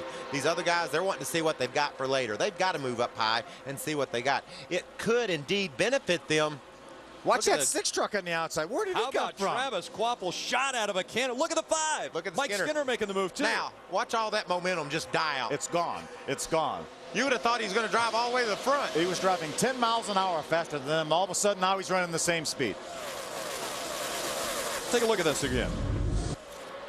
Watch Travis now. They're going to get seized up the 1 of Jason Leffler. Looks like he might have got out of the throttle. Travis just ducks down underneath the 5, goes up through the middle. Now he's going to jump to the outside. But I mean, that's easily 10-mile-an-hour difference in those trucks right there, and now they're back to even. That air is crazy. Crazy what it does to these trucks. Remember the 09 of Joey Clinton, which is the lap truck that allowed those guys to get side by side in that outside groove, move on up. Well, he's right in the middle of this pack now. He's racing for that lucky dog. He will love to see a caution flag so he can get that Aaron's lucky dog and get back on the lead lap. Well, he might be in a real good spot for one if he's wanting to see one. We've had 2 cautions up to this point. The first one coming out on lap 7, the second one lap 17. It's been green flag racing since then. Todd Bodine continuing to lead at Talladega. Coverage of the NASCAR Craftsman Truck Series on Speed is brought to you by the official tools of NASCAR. Craftsman. By Dodge. Live life to the fullest. Dodge. Grab life. And by Edge Products, the leader in performance electronics. Aerial coverage provided to you by Goodyear for track-tested technology. Get there on Goodyear Innovation. I've always been happy to be on Goodyears. How about you, Mikey? I love Goodyears. Especially you know what? today. All they do is what you ask them to. We need a harder tire because they're wearing out too fast. Okay, we'll do that. I mean, they do everything you're asked. Let's look at this 60 truck if we can. I think it's okay. Down on the inside of the yellow line. Stay over to look at the hood on that 60. Looks like the back hinge is broken. Broken too. That is not a pin. That is actually a welded bracket there. You can see it flopping right there. I don't think that would cause a problem because there are 4 positive fasteners in the front of that hood, and obviously the hinge on the other side, on the left side. But that shows you what the air is doing out there with these trucks. I mean, it is absolutely beating those trucks to death. So hard. That's a welded boat, and the whole mountain, everything's broken. I always try to put it into terms that people can watch. I mean, feel when you're driving down an interstate, you follow a semi. There's a little bit of a buffeting. Is it like that? It's a lot like that, especially if you're in a semi, and if the semi is going down the road and you're driving a Toyota Prius, and it goes by, it just kind of sucks you over into it. Yeah. Same thing. Amazing draft taking place here at Talladega Superspeedway. Jacques Villeneuve right in the middle of that now on the 27. Again, we have 26 trucks that are on the lead lap. You know, we talked a few moments ago about Jacques Villeneuve and the other 2 trucks that he was running with. The 99's on pit road, Adam. Did not hear anything on the radio as to why they were coming in. This obviously would be an unscheduled stop. Last time they were on the pit lane, lap 17, only at 46. This well short of the pit window. They're going to put on 4 tires, make a chassis adjustment. Right side service is complete. Around to the left side. We will follow up on the situation for Eric Darnell. The only issue he's had all day long, running warm. He had cured that problem by dropping out of the draft. We'll find out exactly what the problem is. And now Matt Fuchsia calling to pull the tape off the grill. So it would appear an overheating problem for Eric Darnell, causing the unscheduled stop. Yeah, Adam, he definitely pulled a lot of tape off the front grill with that number 99 Northern Tool and Equipment. Now he is leaving pit road, but he will be at least 1 lap down as he leaves pit road. Now, well, starts. He's having all kinds of trouble. Looks like he pulled more tape off than he wanted. He went back and put more on it. But changing 4 tires there, you'd have to think maybe if it wasn't for the heating issue, must have had a vibration or something. Something just didn't feel right to him. Sun coming back out on the racing surface. Partly cloudy day today here in Talladega, Alabama, as they travel back into the shade. This is such a huge racing surface. There's actually places on the racetrack where it might rain in one corner, but it will be sunny in another one. Bob Dillner. Just want to show you guys, we talked about the different pitch strategies and the tire wear situation down here. Well, we told you that Derek Cope didn't take any tires. Well, he just had to pit, and this is the reason why. Take a look at this. This is the right front tire off of his number 16 truck, and you can see the rubber just peeled off of there. In fact, it's right down to the cords right there. So Derek Cope had to come down pit road. Remember, he did not take tires. So the pit strategy and whether or not to take tires could be playing out here in this next round of pit stops, guys. Let me remind you, the leader nor did the third place truck of Josh Weiss get tires either. So there's going to be some nervous crew chiefs. They'll run down there and look at that tire and say, oh no, what do I do now? Yeah, they pitted back on lap number 16, so they can go about 40 laps.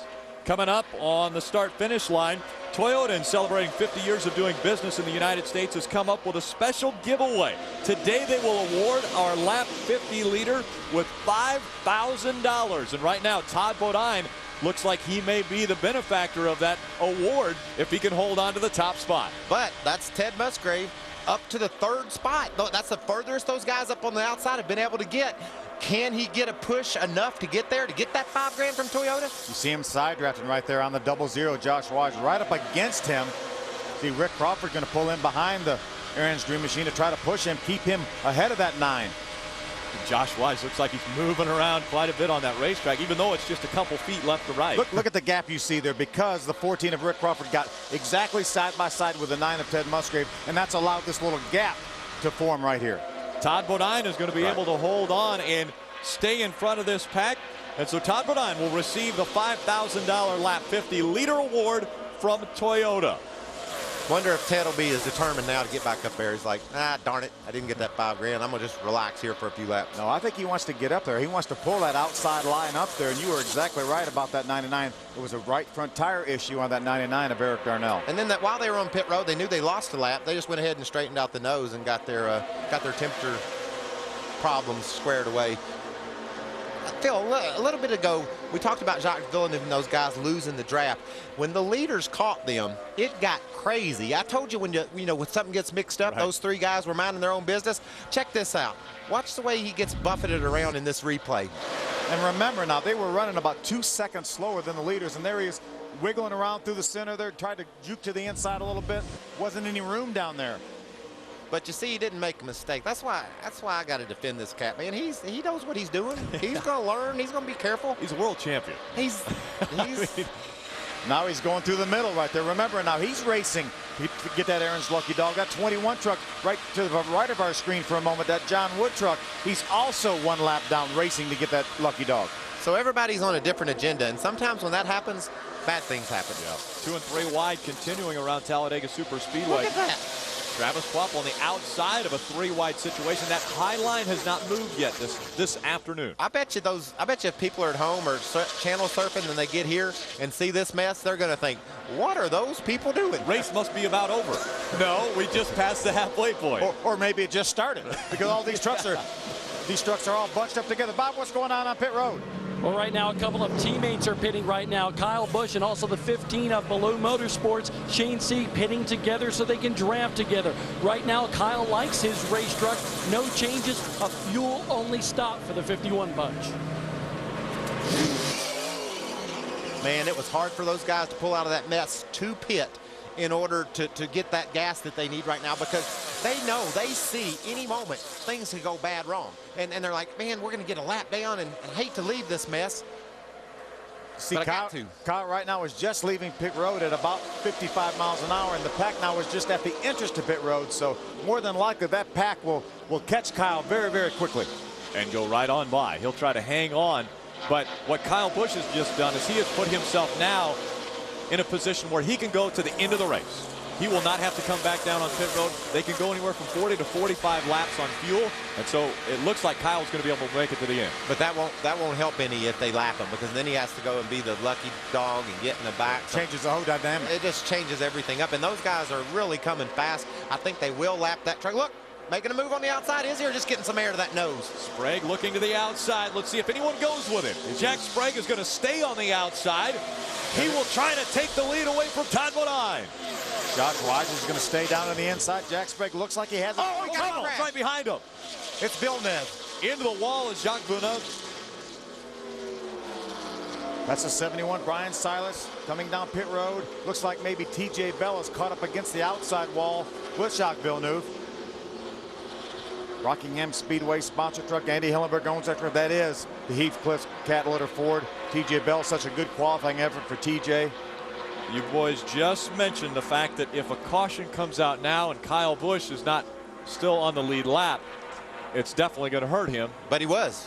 He never got lapped. And you know what he's going to do now? He's going to come out leading the race because everybody else will pit, and he'll probably just stay out. But he didn't get tires. Will he come get tires still? I don't know why he didn't get tires. They had to wait for the fuel. They probably could have put tires on it in the time it took him to wait for the fuel. Well, I don't think so. His teammate did get tires, and now he's a lap down. Even though he sped off pit road, he still wound up being that far behind Kyle. So it kept him on the lead lap for sure. See if Jock understands what happened. I mean, he knows what happened, but I wonder if he knows what caused it. Looks like he has a reason to. Looks like he's hanging around. Well, this is right at the entrance of pit road. Or maybe they're just waiting for some traffic to clear. They're gonna let the traffic go by before they walk back down onto the flatter surface here and to the ambulance. Let's take another look at why we have our third caution of the day. Watch the 27. He's on the inside. Did something break, Phil? It looked like something broke. I don't think he moved up and got clipped in the right rear corner. I think something broke on that truck. He did go hard right just as they were entering the tri-oval area. Tore up Andy Hillenberg's Rockingham Speedway truck. Real quickly, Phil, that's the coolest thing ever. It really is. Ooh, there's another view of it. Did he move up and get clipped, or did something break? Well, I'd have to take another look at it to see if. Oh, no, something broke. I think something broke, and that's why he moved up initially. Then he made contact with TJ. Brian Silas came along with absolutely nothing he could do about it. Yeah, two trucks there, the 50 and the 71. Nowhere to go, just getting caught up in that accident. Just like earlier with Mike Bliss when he cut down that right front tire, took out Jason White. Now, TJ Bell is in a situation where he can't climb out of that truck. Yeah, he's already jumped out of that truck and actually jumped across the deck lid of Jacques Villeneuve's truck. He's kind of ran pinned across the racetrack. in between the wall and a truck here. Or a rock in a hard place. Take another look there. Yeah, I think something went wrong there. We saw the smoke, too, before he ever even got to the outside wall. That rear view that we saw, there was smoke coming out from behind that truck like a tire blew or something happened. Something broke on that truck. Right there. It's really close. You know, some of those trucks almost look like they may have been slowing, and he had some closure on those trucks. And you know, did he just swerve to the right, maybe to avoid that 77 truck of Brendan Gaughan that was right in front of him, and then maybe made contact with TJ in the right rear rear quarter panel? And that would pull him dead to the right, which was what happened. It just looked like he had some problem before. Dennis will have to negotiate through this. It's really tough to call. Let's give him the benefit of the doubt because he's a world champion. Absolutely. I'm all for that. Pit road will be closed right now because Brian Silas's truck is right at the entrance to the pit road, so it will be closed until they remove that truck. This is good times for the guys up front because these guys know that now they can pit under this caution and be ready to go to the end. Clay Rogers bringing his number 75 Spears Manufacturing Chevrolet down on the apron. He will receive the Aaron's Lucky Dog and grab a lap back. Tomorrow, you're not ready for the green flag until you've seen NASCAR Race Day, built by the Home Depot. Tune in as the Race Day crew gets you pumped up for Talladega Superspeedway. Don't miss NASCAR Race Day, built by the Home Depot, tomorrow, 12 p.m. Eastern, exclusively on Speed. Bob Dillner.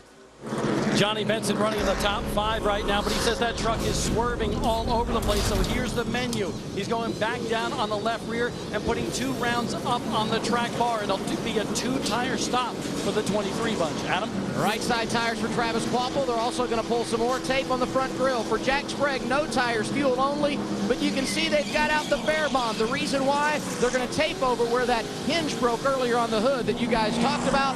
All 3 of the top front runners set to pull away. I think this is going to be it. I think this may be the last pit stop for all these trucks on pit road. And that's what you like as a guy that's got a truck up front. Your pit crew's got a chance just to do the job, get you back out front, and continue what you were doing before the caution came out. No risk of having to pit under green and getting caught for while caution flies. So this is perfect case scenario for a lot of those guys that were in the front. Crew still sending their trucks back off of pit road. Crowd anticipating another great finish for the NASCAR Craftsman Truck Series. This is the reason for our 3rd caution right here. Look at the 27, hard right turn. Jacques Villeneuve out of the race. TJ Bell also caught up in that with Brian Silas.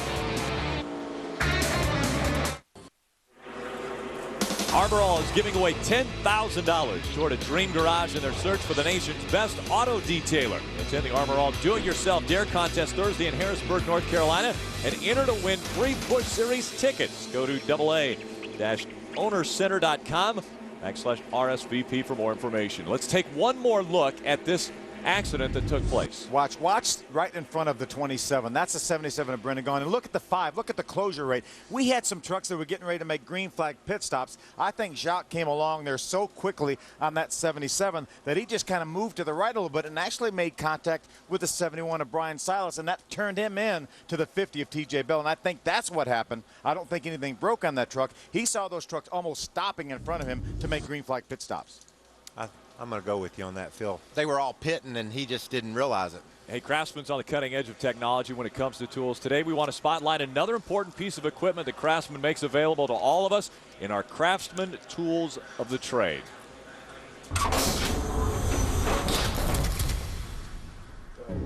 Today's Craftsman Tools of the Trade, we want to talk about Craftsman's twin cutter. Now, normally when sheet metal comes off of a truck, you've got to either use a reciprocating saw or a grinder to get it off. In the past, what has happened is there's kickback with those devices. Well, Craftsman has designed this twin cutter with 2 independent blades that run in opposite directions.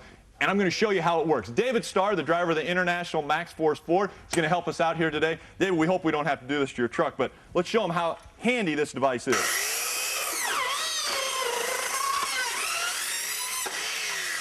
Clean cut, no kickback. The twin cutter from Craftsman, available at your local Sears. Check out this Craftsman Tools of the Trade. Another great programming on Speed on Demand. I apologize there. I kind of got caught up in the tool there that was being. That was a nice job there. Nice job. Adam Alexander, I believe you've caught up with Jacques. Indeed, we have. Jacques Villeneuve has come from the Infield Care Center. The good news is you're okay. What happened on the racetrack, Jacques? Well, the trucks in front of me lifted their hands through the corner and slowed down at the same time to come in the pit. So I slowed down and tried to avoid them and got collected, got clipped behind. Tough break for Jacques Villeneuve. What was the learning like while you were out there and racing in the draft? Well, not to get behind the wrong truck because then once you lost the pack, that's it. You're done. Prepared for tomorrow? Yeah, definitely. Hopefully there won't be any green pit stops tomorrow. Jacques Villeneuve experiencing the draft for the first time. Unfortunately, his day ends in the garage, Bob. Tough break for Josh Wise as well. He was planning to come down pit road when that entire incident began, so he got shuffled back a little bit. Then they made their pit stop, and they left some lugs loose on the right front tire. They got a NASCAR penalty, had to come back down pit road, did that. But then they had a vibration on the right rear, had to come down pit road once again, and now Josh Wise is way back in the pack, guys. That's good for Josh Wise. I mean, it'd been better for him to be third, obviously, but he needs his experience. He hasn't done this before, Phil, so now he's going to have to figure out how to get from the back to the front, and this will help him as he advances in his career. And it looks like it's been fairly easy to get from the back towards the front, but it hasn't been that easy to get to the very front because it's been very difficult to pass those trucks on the inside line. If you've been able to stay on the inside line so far, you have not had to relinquish the lead. Todd Bodine has been able to stay up there. Jack Sprague has done it. This time as they come out of the tri-oval and the green flag flies, it's Travis Quapple that's leading at Talladega Superspeedway. We're also going to have a race within the race to see who can get in position to possibly get that lucky dog. The 07 of Tim Sauter is leading that group on the inside line. That group includes John Wood and Derek Cope and Eric Darnell and Shane Sieg. And Derek Cope's proven he can keep that truck up at the front, so he's going to be anxious to try to get that position. Now Travis Quapple finally has the lead. Now he wants to stay right against that yellow line. Look at the side-by-side racing back there. That's allowed a gap to develop between those first 4 or 5 trucks and Ron Hornaday. 2 and 3 wide. They're starting to go 4 wide now as they work their way out of turn number 4 and back into the tri-oval. You know, we're 60 laps into this 94-lap race. Now is the time that the patients are getting a little bit thinner than they were maybe 20, 30 laps ago. People can see the end, so to say. 30 laps, 32 laps remaining in this race.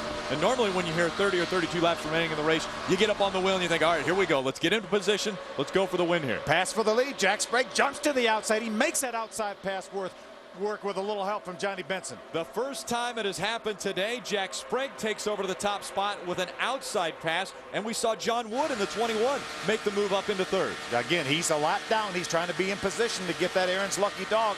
Right now that Jack Sprague is out front, he has been a strong truck. We saw him able to pass Talladega on the outside. Now he's been able to pass the 6 of Travis Kvapil on the outside. He is running very well with these front runners. We see Travis Kvapil making the move out as we saw some contact on the wall back behind the pack. Look at that flat tire. Is that the 07? I thought it might have been Tim Sauter. He is not just now making his way onto pit road. See the 51 of Kyle Busch on the very, very outside. Looks like he's trying to drift his way towards the back of this pack. Again, it could be an overheating issue with Kyle Busch. He continues to try to get air on the front of that truck.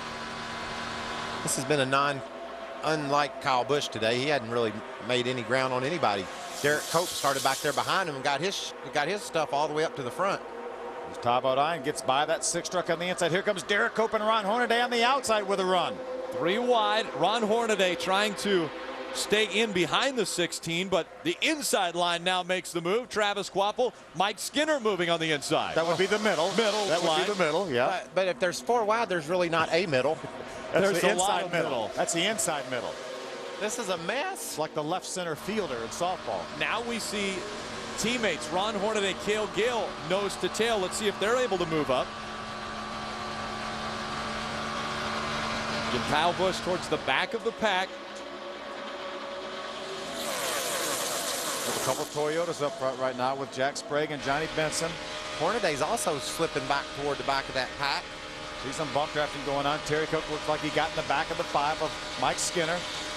Ever so slightly. They're starting to bump draft harder and harder, Phil. And these bumpers don't match up like we said earlier.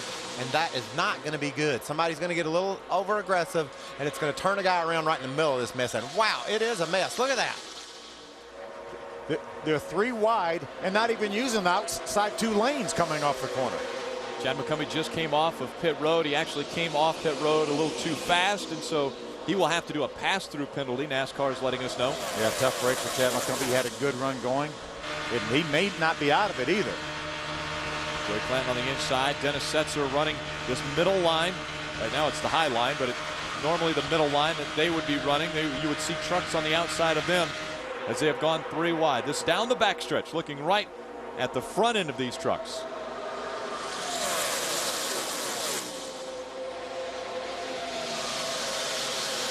Field all bunched back together here at Talladega Superspeedway. Out in front of it, it is Jack Sprague and Johnny Benson, 1 and 2, coming through the tri-oval to the start-finish line.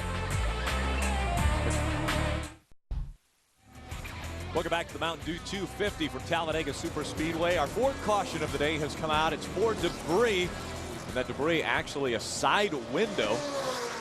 Just take a look, there's what's left of it. Actually, the trucks came through there and ran over it. Watch at the very back of this pack. That's Cale Gale, that blue truck at the very back.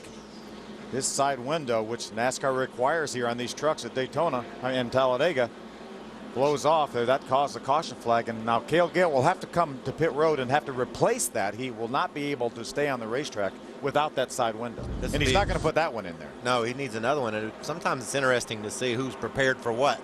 You know, he's lost his side window. Will they have another one ready and waiting on him? Look at those trucks. They look so similar? Similar. So undissimilar.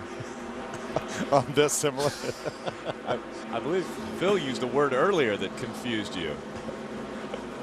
Watch what is this that happens to the 60? He started smoking from the right front. It looked like a possible slight tire rub.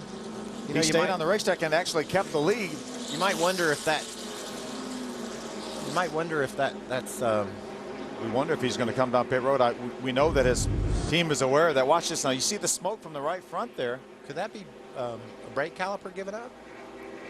Well, I don't know why it would be. Now, as a driver behind him, are you looking at that going, okay, I don't want to be anywhere near him? Well, look at Johnny. He jumps to the outside. He sees that smoke, and he did not want to be behind him. Adam, what's going on with that 60 truck? Jack Sprague thinks it may have been a wheel weight. They really have had a lot of discussion about whether they should come down pit road or not, but the option right now is to stay on the racetrack. And you guys talked about Johnny Benson. Benson said he did see something fly out of the 60 truck. That's why he pulled to the outside to avoid the debris. But right now, the plan for Jack Sprague to stay on the racetrack, and why not? He's in the lead. Sprague still leading Todd Bodine. We see John Wood on pit road. He was our Aaron's Lucky Dog recipient, so back on the lead lap for the number 21 Ford. Yeah, by the way, that wheel weight would not cause that tire to smoke.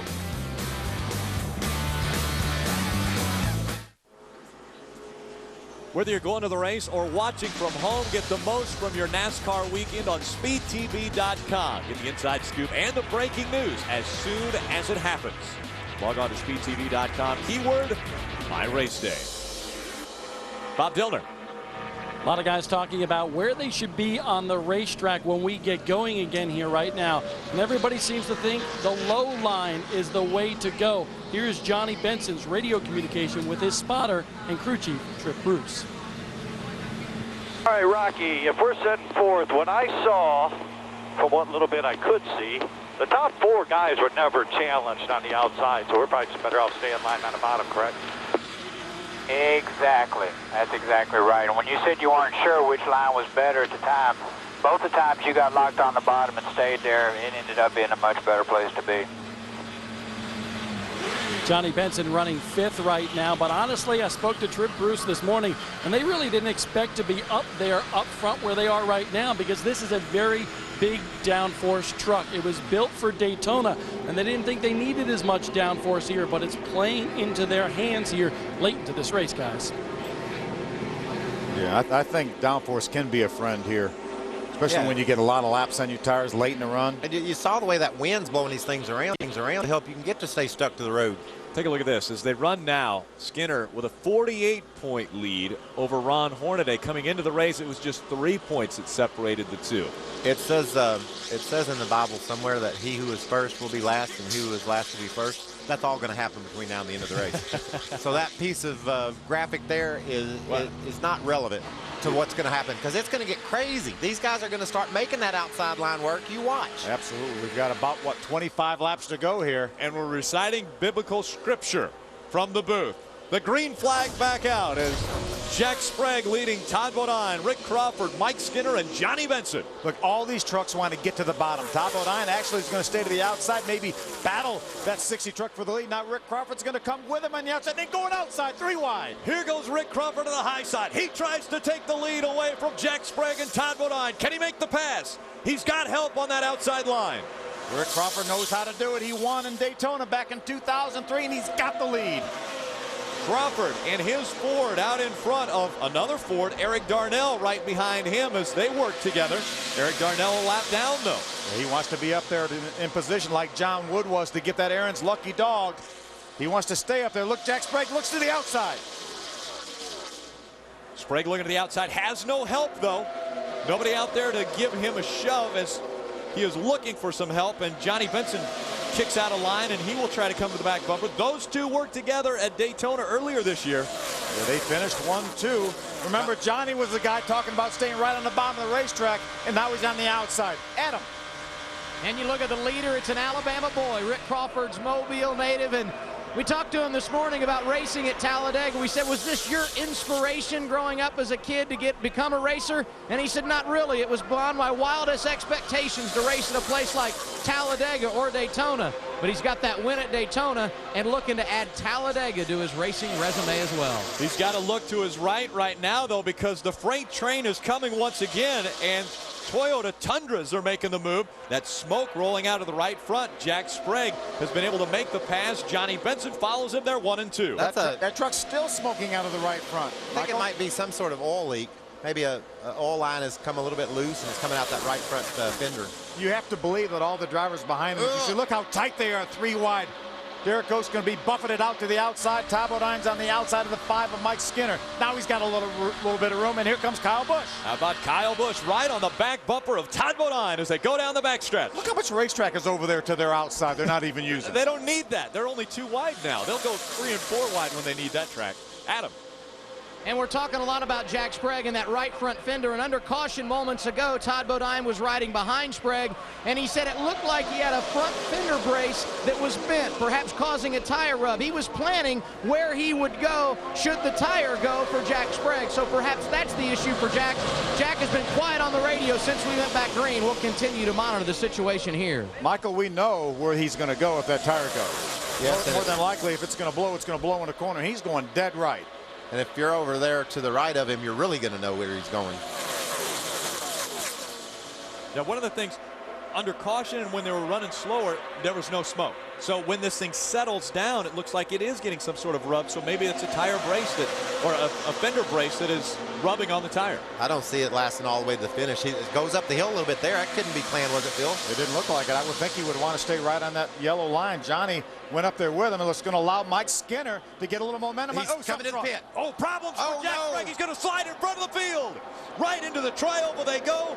Jack Sprague slides into the infield and catches about 3 or 4 trucks. One of those being Ron Hornaday got caught. There's Eric Darnell, made hard contact with the inside wall. 6 of Travis Quapple's got big damage. There's the 6 of Travis Quapple. A lot of good trucks involved here. Ron Hornaday definitely got a piece of that with a right rear corner. I think that was I think that right front tire must have went down. He felt it going into turn 3 and just was trying to get to the pits and couldn't quite get there. Look at all the damage to that Conway Toyota. And there's Ron Hornaday. The right rear, you see the rear fascia flapping a little bit. He got a lot of damage to that right rear corner. 20 laps of racing still to go in this one. And somewhat the big one here is Jack Sprague got turned around and went right back into the field. We see Ted Musgrave with an unbelievable amount of damage to the front end of that truck. Yeah, several trucks still on the racetrack also have some damage. It looked like David Starr with that 10 truck had some damage. There's Eric Darnell. You can see him moving around in the truck. That's a good sign. He made some pretty hard contact with the inside wall coming off turn number 4. Darnell was running right up front there. There's Terry Cook. I think that's the truck to the front. That's the truck that made contact with Ron Hornaday. Guess who missed out on all of this fun that took place? Mike Skinner, clean as a whistle. We knew that this place could affect the point lead severely, and 2 of the guys that were right behind Skinner are now eliminated, and I think that eliminates officially this cat from the championship chase. Yeah, Travis Quapple out now. We saw Terry Cook. Yeah, we saw Terry Cook walking around. Mike Bliss was examined at the infield care center from that first accident and released. That's Terry Cook. Yeah, we need distraught. What a run he was having. Yeah, we need to get a good look at that 33 truck of Ron Hornaday. See Jack Sprague now climbing out of his Conway Freight 60 Toyota Tundra. Safety crews immediately dealing with the vehicles on the track, and we look at the 33 of Ron Hornaday. Again, the damage is in the right rear of this truck, and that's what they're going to work on. And that ain't bad. That won't hurt him in getting back up to the front. And remember what happened a year ago? Todd Bodine was running 27th with 3 to go. Got black flag, and that's why he was so far back for passing under the yellow line. Ends up finishing 4th, but very minimal damage to Ron Hornaday. He really got lucky. There might be more twists and turns in this championship battle. I think we can officially rule out Quapple, but this cat right here has still got a chance to leave here with the lead in the points. Travis, excuse me. Let's go down to Bob. Travis. Travis and Kevin Harvick looking at his number 33 truck of Ron Hornaday right now. They are working in that right rear quarter panel, trying to pull that metal out from the tire so that they don't have any tire rub, and they're taping that sheet metal there back together. But you know, a lot of concern on this team because, of course, the championship is on the line right now. And, of course, a wild ride for Ron Hornaday. He just took an air hose and sprayed himself from all the dust inside the cockpit. But right now, the team taking their time. They're not going to change any tires this time around. Just repair that right rear quarter panel on that number 33 truck. And how long is that going to stay? I mean, it's more or less tape that when he's going 190, 195 miles an hour, it's going to be hard to keep that on. It was 200-mile-an-hour tape, so it should be okay. See, Jack Sprague, he knows that something's wrong right Watch right there. See the fire come out of exhaust? He let off right there, and Johnny just didn't know what was happening. Look at Darnell going across and hitting the inside wall. Yeah, and Jack turns right back in the middle of the pack there. And then Hornaday just almost threw it. Barely got clipped. It was all the way down in the grass. Terry Cook, a lot of damage to that Harris Trucking Toyota. Comes down and makes contact. You see the flames out of the exhaust pipes right there. Now it turns Jack right in front of the field. What a helpless feeling for Jack Sprague, but fortunately he got banged around, but nothing ever hit him real solid, so he was able to walk away from that mess. Jack Sprague starting on the outside of the front row. Let's ride along with Rick Crawford. He's 2 back from Jack. You see how little Rick got out of the throttle. He made that initial contact with Johnny. Here's Dennis Setzer's on board. There's Travis Kvapil right in front of him. That's not going to be a good ride for Travis. Oh, nice choice. Nice choice by Dennis Setzer to turn hard left. Watch the fire come out of the exhaust. See, you can't even see that. He has no idea what's fixing to happen. I didn't see any wave, did you? There it was. There's the fire. That's just backing off the throttle. You're going to see that.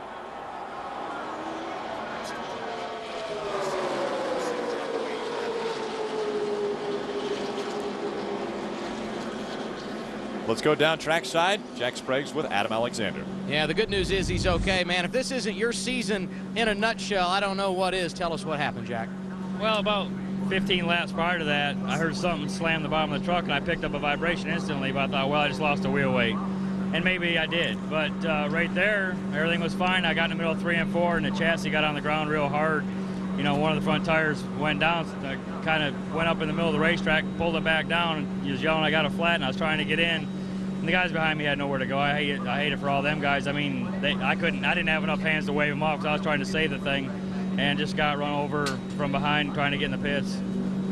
It's been a challenging situation all year long for Jack Sprague, and the frustrations continue here today.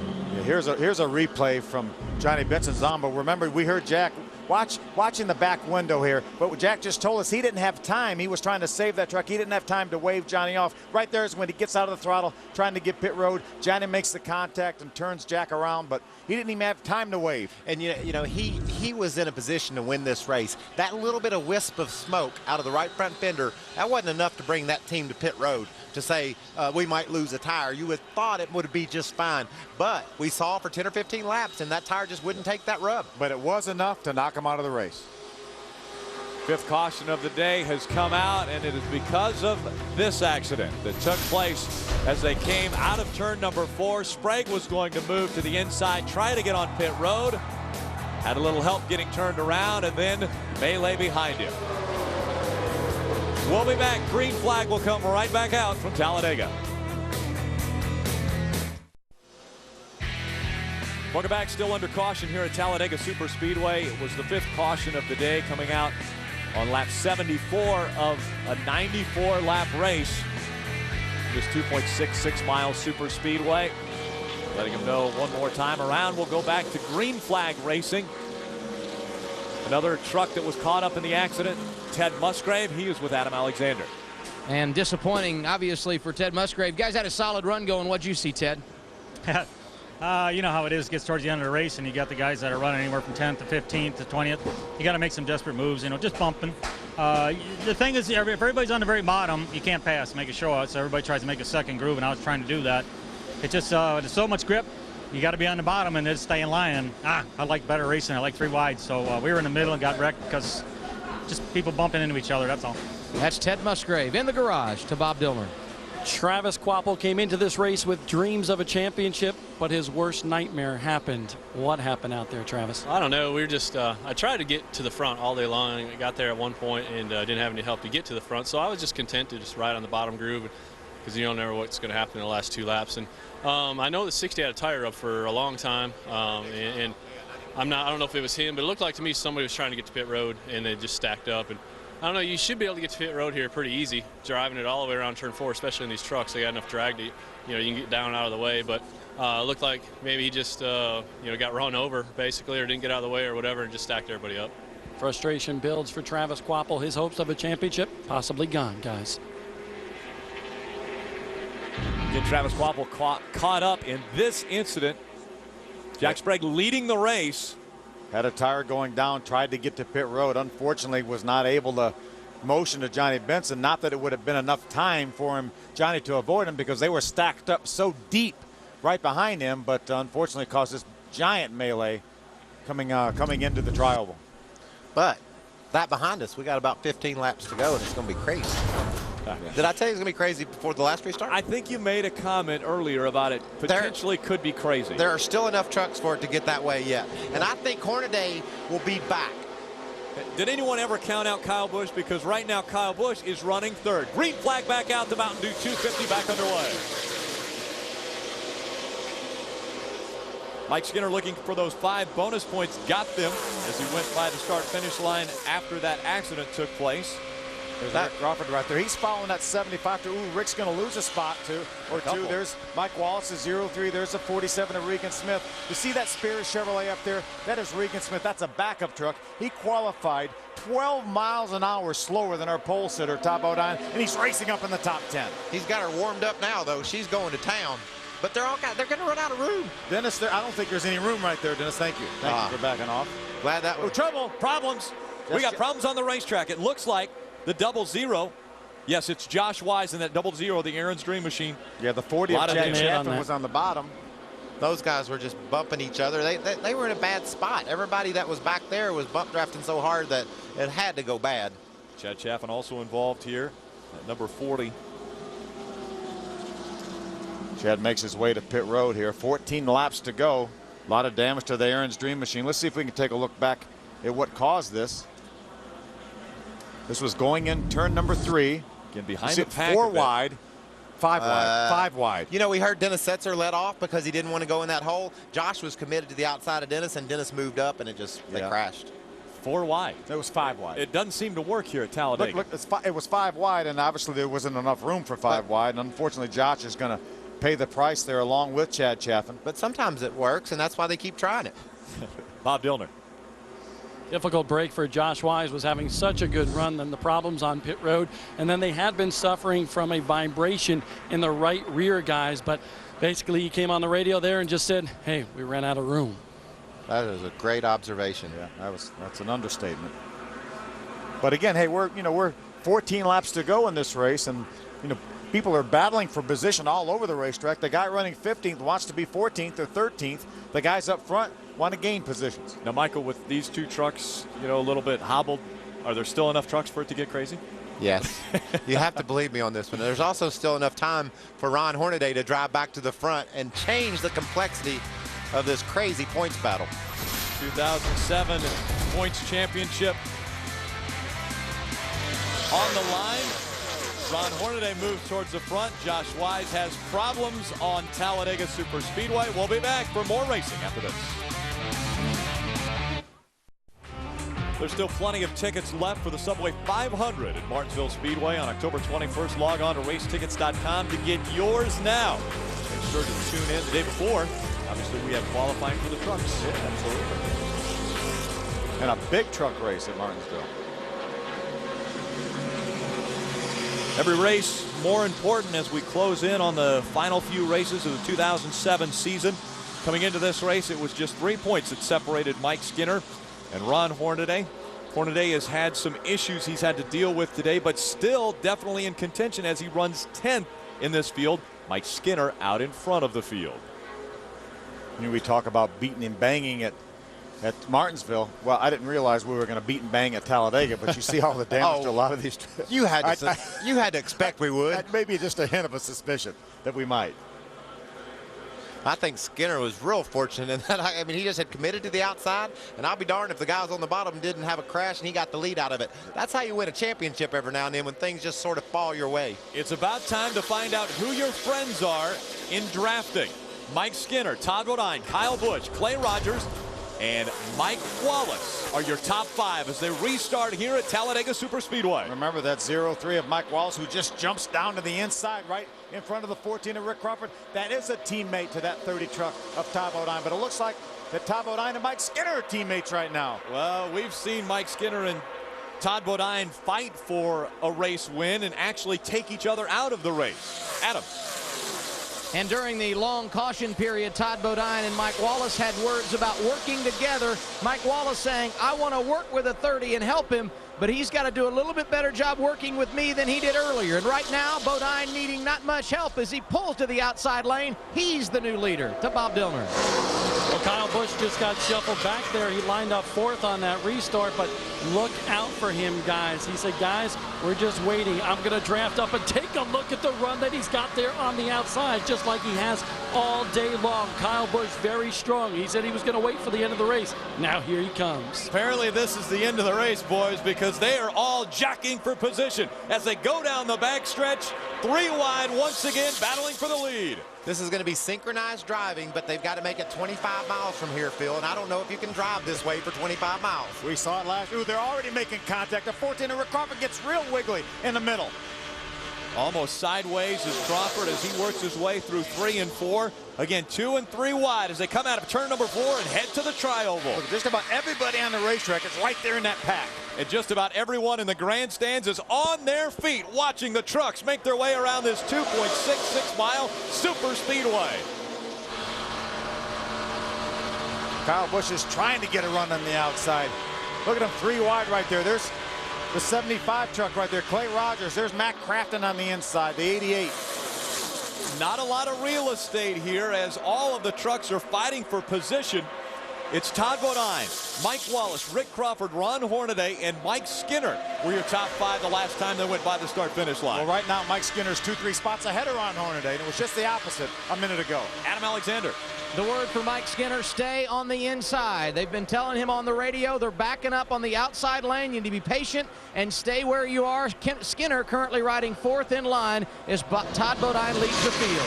Bye-bye. Adam, the message for the 33 from his team, go for it. Kevin Harvick has been on the radio and watching his truck go around this race. And whoa, he just gets a big push from behind there.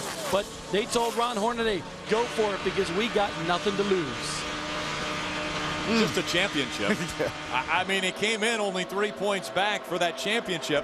Obviously, they want to win that championship, but they do want to gain on Mike Skinner here in this race. And I tell you right now, Hornaday is all over the place right now. It looks like people keep bumping into the back of him, and it just makes him very loose. It's incredible how much bumping is going on. Remember Chad Chaffin? He was involved in that accident just a few moments ago, and there he is right in the middle of this thing. 9 laps of racing when we cross the start-finish line. Going through the tri-oval, it will be 8 laps of racing to go from Talladega. We've got a lap truck of Joey Clanton, the 09, in between our 1st and 2nd place trucks. Todd Bodine leads. Rick Crawford, the 14, is actually running 2nd behind that lap truck, the 09. Anyone that decides to move to the outside line will have to have help. Right now, Mike Wallace is leading the 2nd pack on the outside line, but he is way back, almost 8 or 9 trucks back from this lead line on the inside. I'm going to predict that you're not going to be able to hug that yellow line and win this race. I think the guy hugging the yellow line will get passed on the outside by a group of trucks. They're going to fan out in a little bit, and you know, sometimes you got to mix it up. If you just lay on that yellow line, it's pretty predictable. I just don't see it working today. NASCAR is looking at the hood pin on the 5. Sure enough, the hood pin is out on the right front of that Toyota Tundra. That could be very detrimental to that team's championship hopes. He's got 3 still in there, but if that thing vibrates so much and maybe breaks the hood pin that's next to that one, that hood could come up. NASCAR will look as far as a safety issue if they would have to black flag Mike Skinner. And how difficult is that call going to be? Our point leader coming into this race. Yeah, I don't envy Wayne Naughton and his guys for having to make that call, but you see that hood really doing some serious vibrating. Meanwhile, there's Dennis Setzer on the back bumper of Mike Wallace in that 03 Toyota. What about Setzer? He gets him a new ride. He just wants to go. got a 7th place finish out in Vegas, and here he is racing the top 10 at Talladega. Ron Hornaday right on the bottom of the racetrack. He's back about the 8th, 9th position. It changes every lap, so every 3 seconds. There he is on left of our screen right there. Through the tri-oval, the 2nd line now beginning to move. Well, there's Willie Allen on the inside, the 13 truck. Dennis Setzer pulls up right behind. Ooh, Johnny Benson ducks to the outside to try to make a move. Benson made that move, and he caught a couple trucks with him that were going to go and see if that 2nd line would move, but it's Todd Bodine still out in front of Crawford, Skinner, Craftsman, and Jason Leffler. And we talk about experience. 14 of the 19. Oh, look at that. About to come off, folks. They're going to black flag Mike Skinner. NASCAR has got to black flag him. Remember earlier I said how crazy, how violent the wind is, blowing windows out, blowing hoods off, and that's what's happened right here. The wind has just ripped that hood loose on that Toyota Tundra. Yeah, look at this. It looks like paper. Absolutely demoralizing this is for Mike Skinner. He's been black flagged. He has to come down onto pit road If they they're getting we together. got problems behind him. Mike Wallace gets turned around in the 0-3. He may keeps save it that going truck. Oh, great. He's going to keep it out of the wall. Caution is out, though. What a huge break for Mike Skinner. He can get to pit road and tape that thing down. Rick, you asked earlier, how will that tape hold up on the Hornaday truck? It hasn't budged. It's called bare bond, and these teams practice. They get it down to where it won't fly off. He can come in, get that hood pushed back down, tape it up, and still, you know, this thing's looked so crazy out of control a couple times. Listen to this.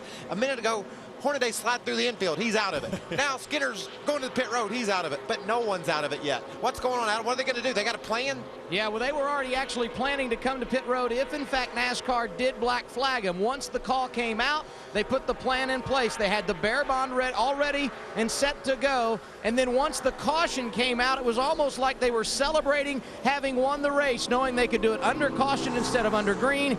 And Jeff Hensley just put everybody where they needed to be to execute the plan. A big break for the guy who's the championship point leader coming in. We'll see how the service goes on the pit lane. Also hearing there's problems with Matt Crafton in that 88. You see the damage to the right rear and the right side of that truck. Yeah, that may be related to the 0-3 spin of Mike Wallace. Take another look at what happened with Mike Wallace here. Again, coming through the tri-oval. They all got in a bind. See, Mike, ooh, the 88 and the 13 teammates got together, and they made contact with the 0-3 of Mike Wallace. Mike did a nice job keeping that truck out of the wall. That's a chain reaction.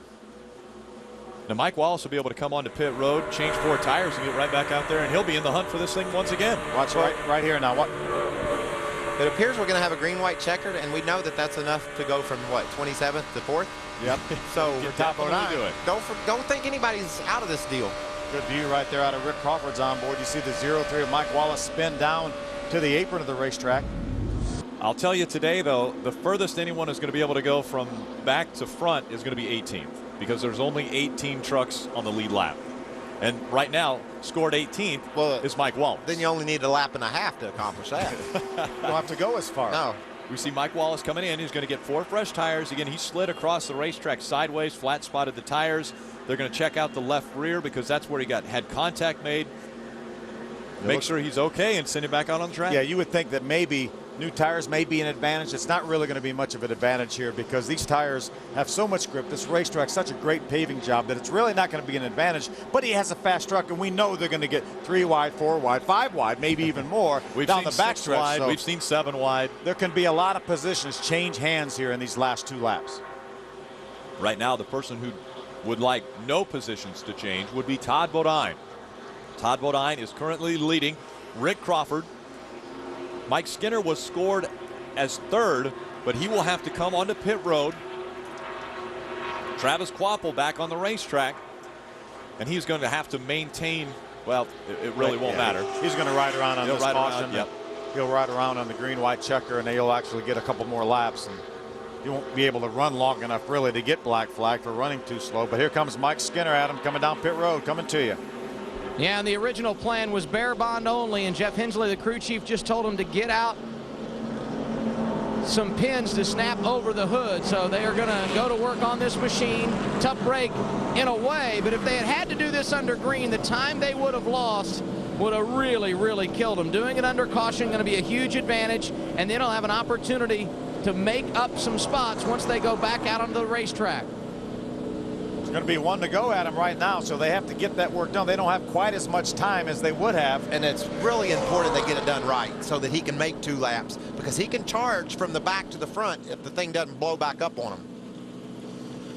Let's take a look one more time at what has taken place here at Talladega Superspeedway. Lap 7.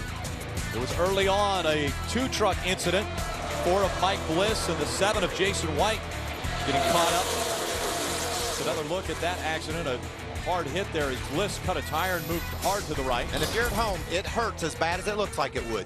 There's lap 54. Jacques Villeneuve tried to avoid some cars, trucks that were coming down pit road, swerved to the right, made some contact with Brian Silas, collected TJ Bell into the outside wall. In lap 73. Up front, Jack Sprague leading the race, was slowing to come onto pit road. He had an issue, got hit from the back, and that started the melee behind him. And and most recently, lap 81. Double zero. Josh Wise gets involved. They were 5 wide over there in turn number 3. They ran out of room. Little contact, and here's the most recent caution right here. The 0-3 of Mike Wallace gets run into, gets turned down to the apron, going in turn number 1, does a nice job saving that truck. Looked like Matt Crafton said, I think I can fit in there. Oh, maybe I did, maybe not. I almost did. There is the fixed front end of Mike Skinner. Again, the NASCAR official would have to allow him to go back out, so they must have agreed to what they had done. It is a green-white checkered finish for the NASCAR Craftsman Truck Series. Todd Bodine in front of Rick Crawford. The green flag about to come out.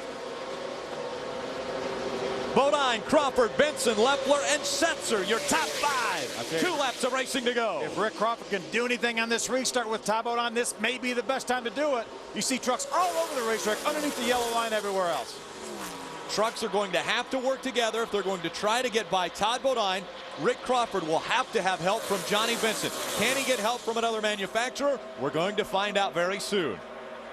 We restarted this race as they completed lap number 92, so we only have 2 laps of racing, but this is not considered a green-white checker, so if something happens, we still could have a green-white checker. It is a green-white checker, but it's not our last green-white checker if something goes wrong. May not be.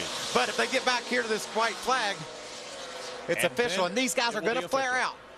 I'm telling you, they're going to get on the outside of Todd Bodine. He can't ride around on the bottom and win this race. There's not enough patience back there. There's so much difference between winning and finishing second. Through the tri-oval, across the start-finish line. White flag in the air, 2.66 miles remain. Bodine in front of Crawford.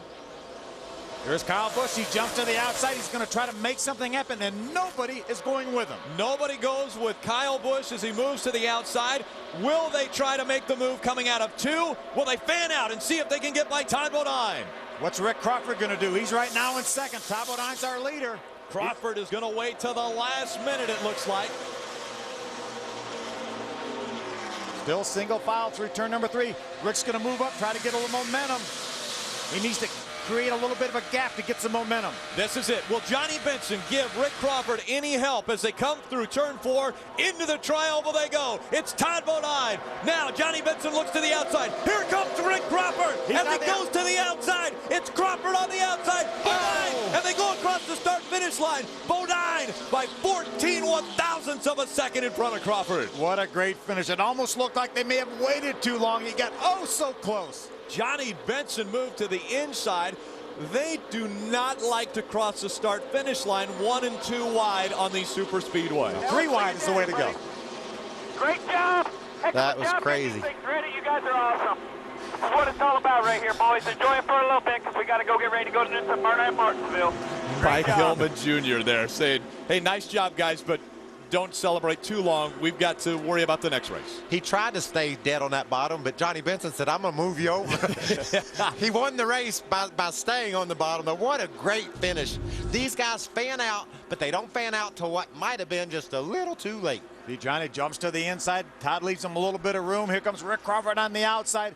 3 wide at the start-finish line. This is getting to be old hat for the Truck Series. But you don't know how it's all going to work. You don't know how they're going to get to that point, but they always seem to get that way. Let's ride along with Rick Crawford. He jumps to the outside. Remember, Johnny Benson is over there on the inside. Rick says, maybe I got him. Is somebody behind me to help me push me? Oh, just so close. 14 one-thousandths of a second when they went across the start-finish line. Yeah. Todd Bodine about to celebrate once again in 2007. This is win number 2 for him. Take a look at our Fast and All Fast finish. We go to break. Todd Bodine, Crawford, Benson, Leffler, and Setzer, your top 5. We'll be back for Victory Lane after this. Welcome back. The fans saw another fantastic finish for the NASCAR Craftsman Truck Series, and they're all catching their breath right now as they head out of the grandstands. Let's take another look at how this one ended. Well, we knew that they weren't going to just follow each other to the start-finish line. Rick jumps to the outside there. Johnny jumps to the inside. Jason was going to go through the grass. I think what Johnny was waiting for was for Rick to make his jump so he could go with Rick and then make it 3 wide to the outside. Johnny finally got to the point where he said, well, darn it, you're not going to go soon enough. I got to go the other way. Here comes Jason. Take a look at this This is slow motion as they come up to the start-finish line. How close it is. 14 1/1000ths of a second separate these two trucks. You have to have a pusher, it seems, to complete the deal. And no one ever went with Rick. Johnny was waiting. Rick waited. With just a little bit of help, I think Rick Crawford might have done something. He had no help, and he got up within 14 1/1000ths of a second. With any help at all. Adam Alexander's with him. Let's ask. And Todd Bodine climbing from the race truck, checkered flag in hand for the 12th time in his career. Todd Bodine, a winner in the NASCAR Craftsman Truck Series.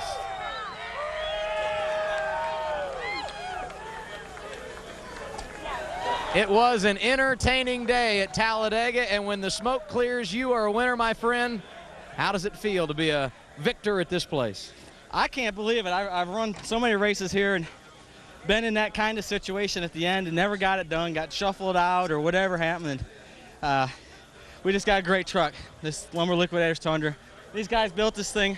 It's awesome. I mean, pole, win the race. I'm just a lucky guy driving. How concerned were you on that last restart? Some pretty good ones behind you. Yeah, I knew Rick really had a good truck. He was kind of sandbagging all day, but I knew he had a good truck, and I didn't know when he was going to make the move. He made it at the right time. He just didn't have anybody go with him. The crew had to wait a while. How long was it for you before you knew you had won this race? I knew when we crossed the start-finish line. I was looking over to see if I could see Rick's front end, and it wasn't there. I knew it. A pole yesterday, a win today. Todd Bodine in victory lane, winning the Mountain Dew 250 at Talladega. Bob? And you know what, Adam? It looked like a finish from a few years ago where Rick Crawford was side by side with a couple of other trucks, but that was Daytona, and that was a race that Rick Crawford won. How about this one? Oh, so close, Rick. It was close. Been on both sides now. I'm one pulling a move off like that, and I run second pulling a move off like that.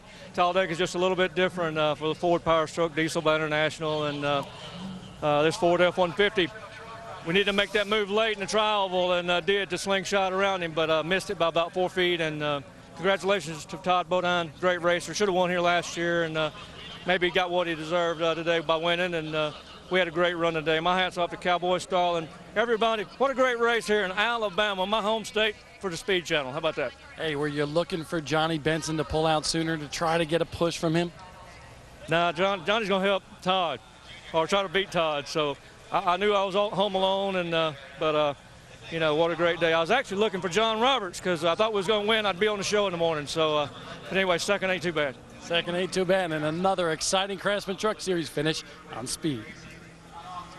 Well, here's what Johnny Benson saw. Now, he was looking at the back bumper of Todd Bodine and decided, well, no, I'm going to make this 3 wide. And he's also looking out the mirror and saw Jason Leffler's trying to climb up underneath of him. I guarantee you, Johnny thought Rick would have gone a little bit sooner and he'd have been on his bumper. 3 wide once again in the NASCAR Craftsman Truck Series. This time it's at Talladega Superspeedway. 14 1/1000ths of a second. The NASCAR Craftsman Truck Series on Speed is brought to you by Toyota. Moving forward. By the official tools of NASCAR, Craftsman, and by Aaron's Sales and Lease Ownership. Nobody beats Aaron's. Nobody. Let's go down to Bob Dillner.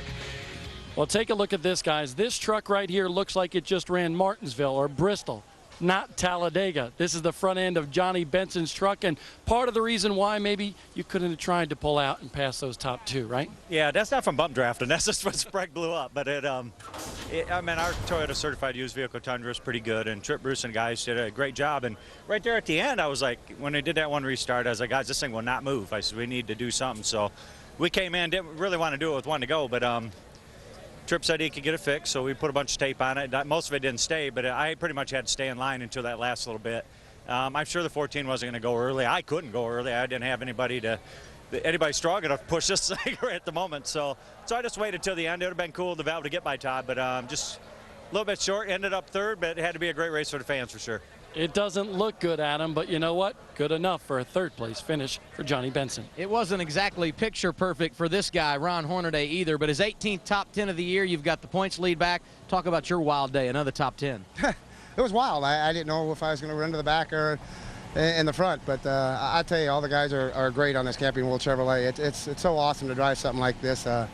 I was just getting more upset at the guys on the outside. If they wanted the inside lane, they should have stayed there. They just kept crowding you down and getting you under the yellow, and you kept hitting your balance and going up there and running the side of them. So my truck's more tore up on the sides than it is anywhere else. It's because the guys want to run you down. But unbelievable. Man, it's good. I got to thank Kevin Delaney and everybody just giving me an opportunity. And we got Tanner on the side. She passed away a week ago, and we got her on the side. So everything's cool. I mean, we're having fun. 5 races to go, and unofficially, Ron Hornaday, your point leader by 14 over Mike Skinner, guys. Yeah, let's take a look at those points now. After we've completed our 20th event of the 25 race schedule for the NASCAR Craftsman Truck Series, 14 the points difference between Hornaday and Skinner. There was some room there for Travis to make something happen again, Phil. You know, if he hadn't had the trouble he had, he could have won this race or finished in the top 2 or 3. He'd have had that thing within working margin. I think we have to pretty much count him out now. But let's take a look at this finish again. You see Rick Crawford jumps to the outside of Todd Bodine. Johnny Benson jumps to the inside. They come across 3 wide again here at Talladega. And Jason Leffler running 4th right on the back bumper of Todd Bodine. Less than a 1/10 of a second back when he crossed the start-finish line. Now, how would you like to finish 4th and only be a 1/10 of a second behind? Like, how do you fit that many people ahead of you? How about this statistic? The separation that we have had here at Talladega is the closest margin of victory we've had all year long. And this is the biggest racetrack we go to. How do you do that? Well, you have people that say, we're going to be patient, we're going to focus, and then they start the engines and they don't do any of that. That string between their foot and their brain breaks. They forget all of that when the engine fires up. I mean, you would believe them when they tell you that. You'd be like, they're sincere. Yeah. I mean, they're sincere. They mean well. Todd Bodine grabs his 12th career victory in his 85th career start. It's his 2nd win of 2007. He won earlier at Texas. It's the 2nd time he's won from the pole. And so, Talladega Superspeedway lives up to its billing once again. When the NASCAR Craftsman Truck Series head to the high banks, they put on the best show in NASCAR. Martinsville in 2 weeks.